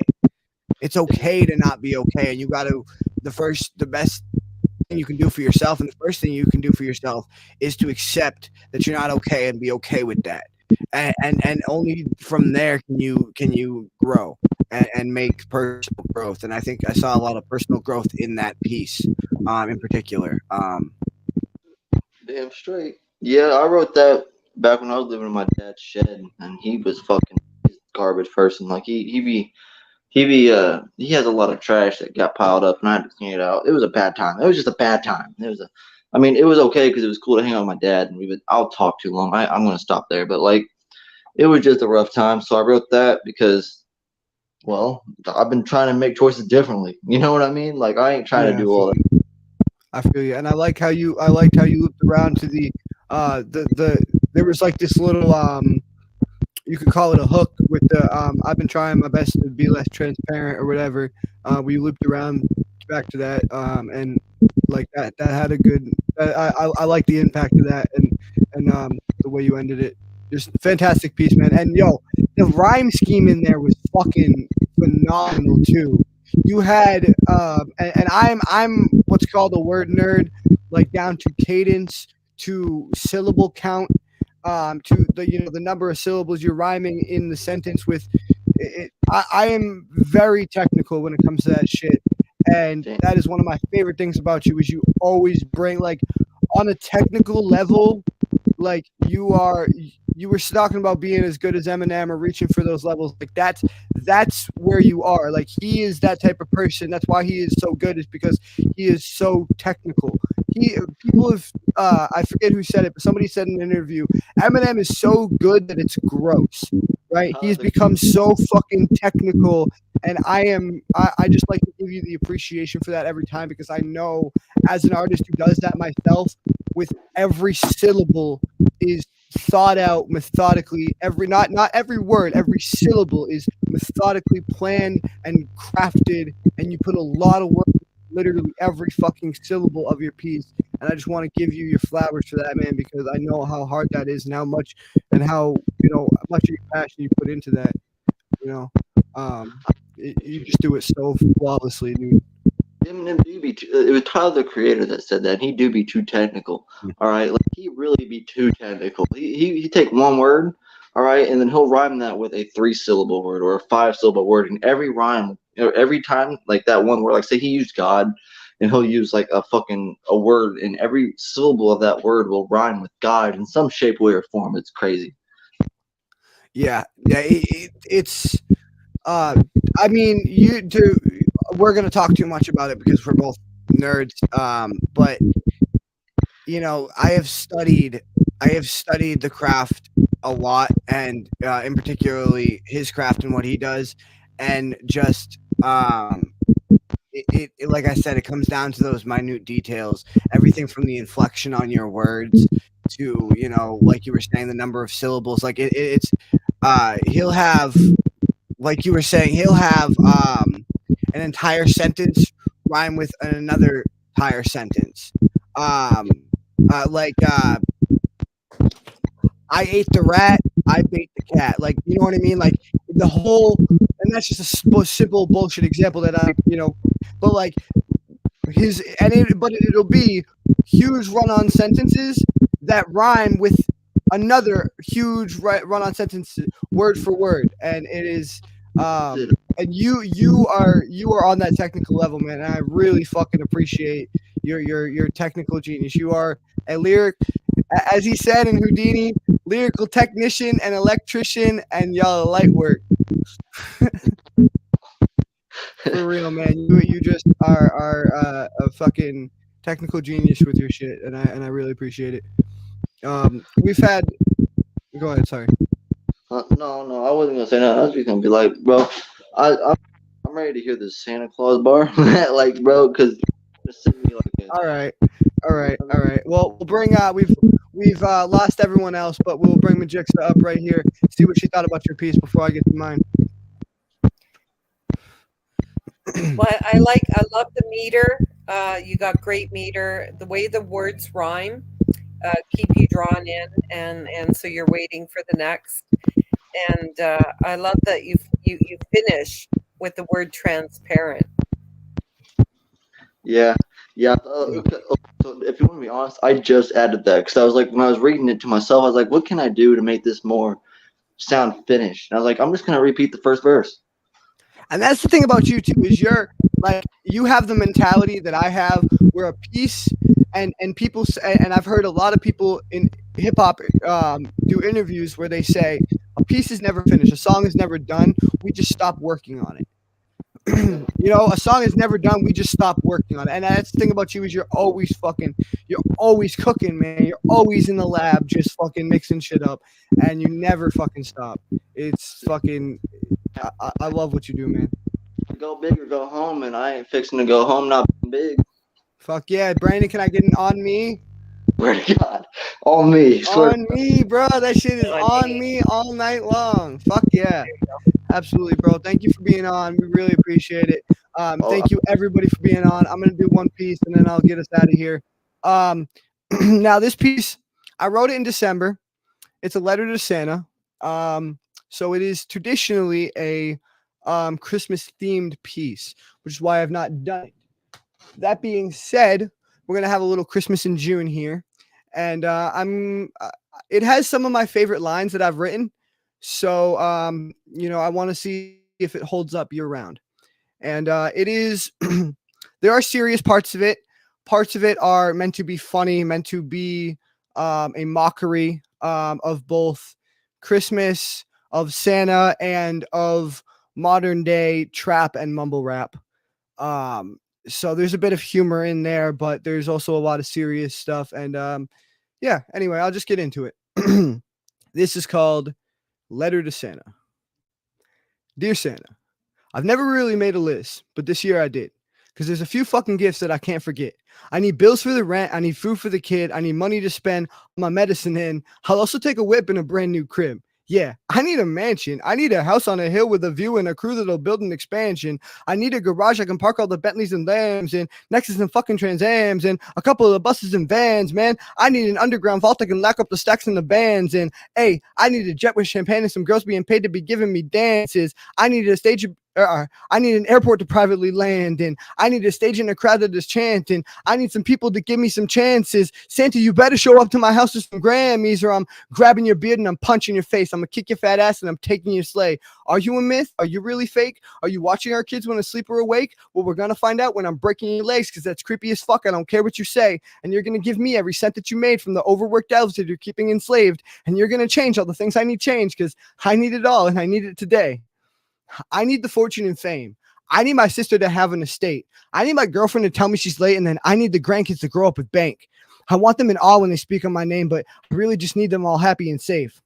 So I need some money to pile. I need my show to go viral. I need these hoodies and sweatpants to start a new style. I need to succeed at the dreams that I had as a child, and I need for my mood to not always just spiral. This bipolar express has been running for miles, and it's hard to express how I go through these trials, because my life is a mess. It has been for a while. So I need you to bring me a new one and make it real speedy. I don't mean to be needy or greedy, but I just really need all these people to see me. I just really need all the peace and appeasement the elites are achieving when everything's easy. I'm not asking for much. It's the least you can do when I've bought in a bunch to cover your ass because you didn't show up. Now don't close this letter. I'm not fucking done. There's more on my list. I better get everyone. Now let me just see. What else do I need?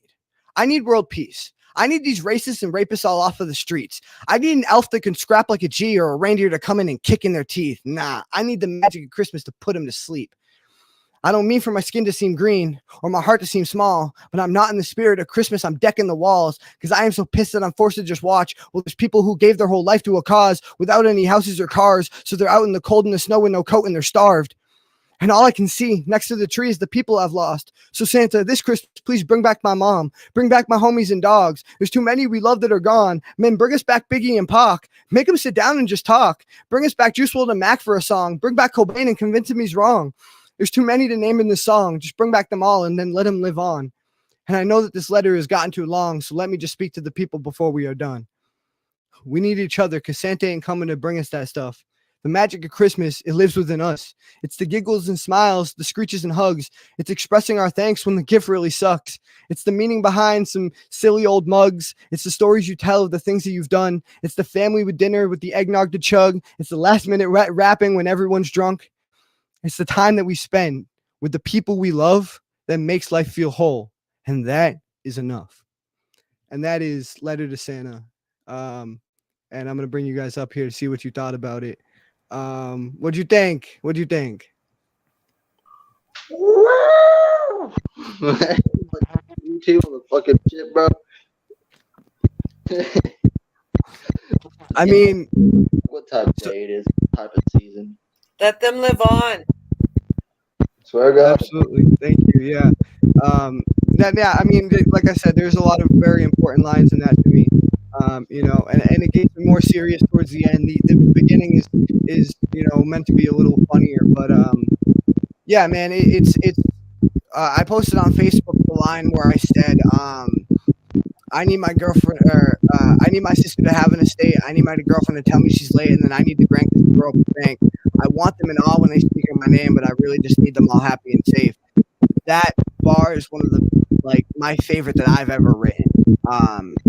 And along with the line about homelessness and the line about dead idols that will live on, and just a lot of that stuff that I talked about is one of my, it's very near and dear to me. And I also definitely want a garage with some Bentleys and Lambos and then a private jet. That'd be nice. That'd be nice. Juice World, RIP 999. That's Juice World on that picture. You should know. But yeah, man, definitely one of I named him in there. He's one of my idols, and just one of the most important pieces I've done. And so, final say, what do you guys think? Does it hold up year round? Magic Christmas every day. Hell yeah, hell yeah, absolutely, man. Thank Shit, you. I'm- Well, Again, if you thank, you're cutting out a little bit, bro.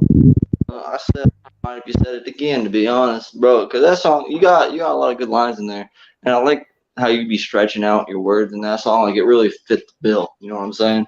Yeah, yeah. No, like I said, I Yeah, your meter get a is lot of excellent. my. What's that? Your meter, like you got the rhythm going. Yeah, yeah. That's something I try to do is I match my syllable count to the metronome of the song, and that changes when you switch up flows. But I'm very particular with my syllable count, and it has to and that's why I'll add what I call filler words, and filler words will be sometimes they'll be swear words, sometimes they'll be words like just, but. I use just a lot. I use so a lot. Words like that fill up the amount of syllables I need to make it fit the tempo of the song. And like I said, we were saying before, I got that from my love of hip hop and my love of Eminem, and like I said at the beginning, I'm a fan of all music. I listen to country, rap, hip hop. Just I listen to everything. But where I got my knack for pronunciation and tempo and all that stuff, definitely from the hip hop side of it, for sure. And yeah, it really shows in my work, I think. But yeah, You did a good job, Dylan. thank you. I appreciate it. I think you should do it quarterly every year. Yeah. All right. Yeah. All right. Yeah, not just twice a year, but like 4 times a year. I've actually got a couple holiday themed pieces that I don't do unless they're holidays. But like I was talking about, I have a Thanksgiving themed piece.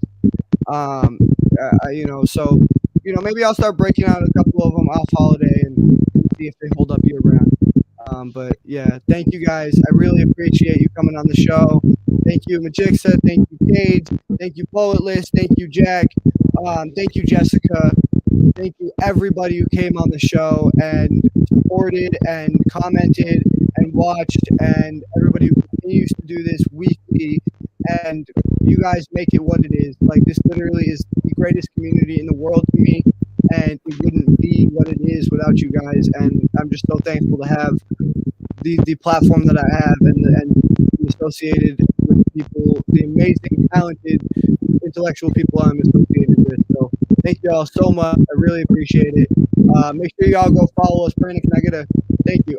Make sure y'all go follow us on Facebook, Instagram, TikTok, YouTube, Spotify, Apple, Google, Amazon, Audible, iHeart, Pandora, and anywhere else you find your podcast. Make sure you keep a lookout for our sister show, Lostboys Presents Deep Cuts, where we bring our artists on one-on-one to have a deeper conversation with us. And make sure you keep a lookout for our outdoor adventure vlog, Lostboys Presents Lost in the Woods. With me and my producer, Coombs, right here. Brian, you want to turn on your camera real quick and just say hi to everyone.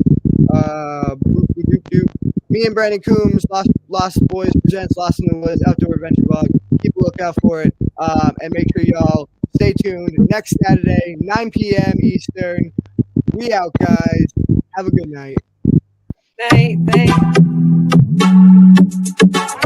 Thanks.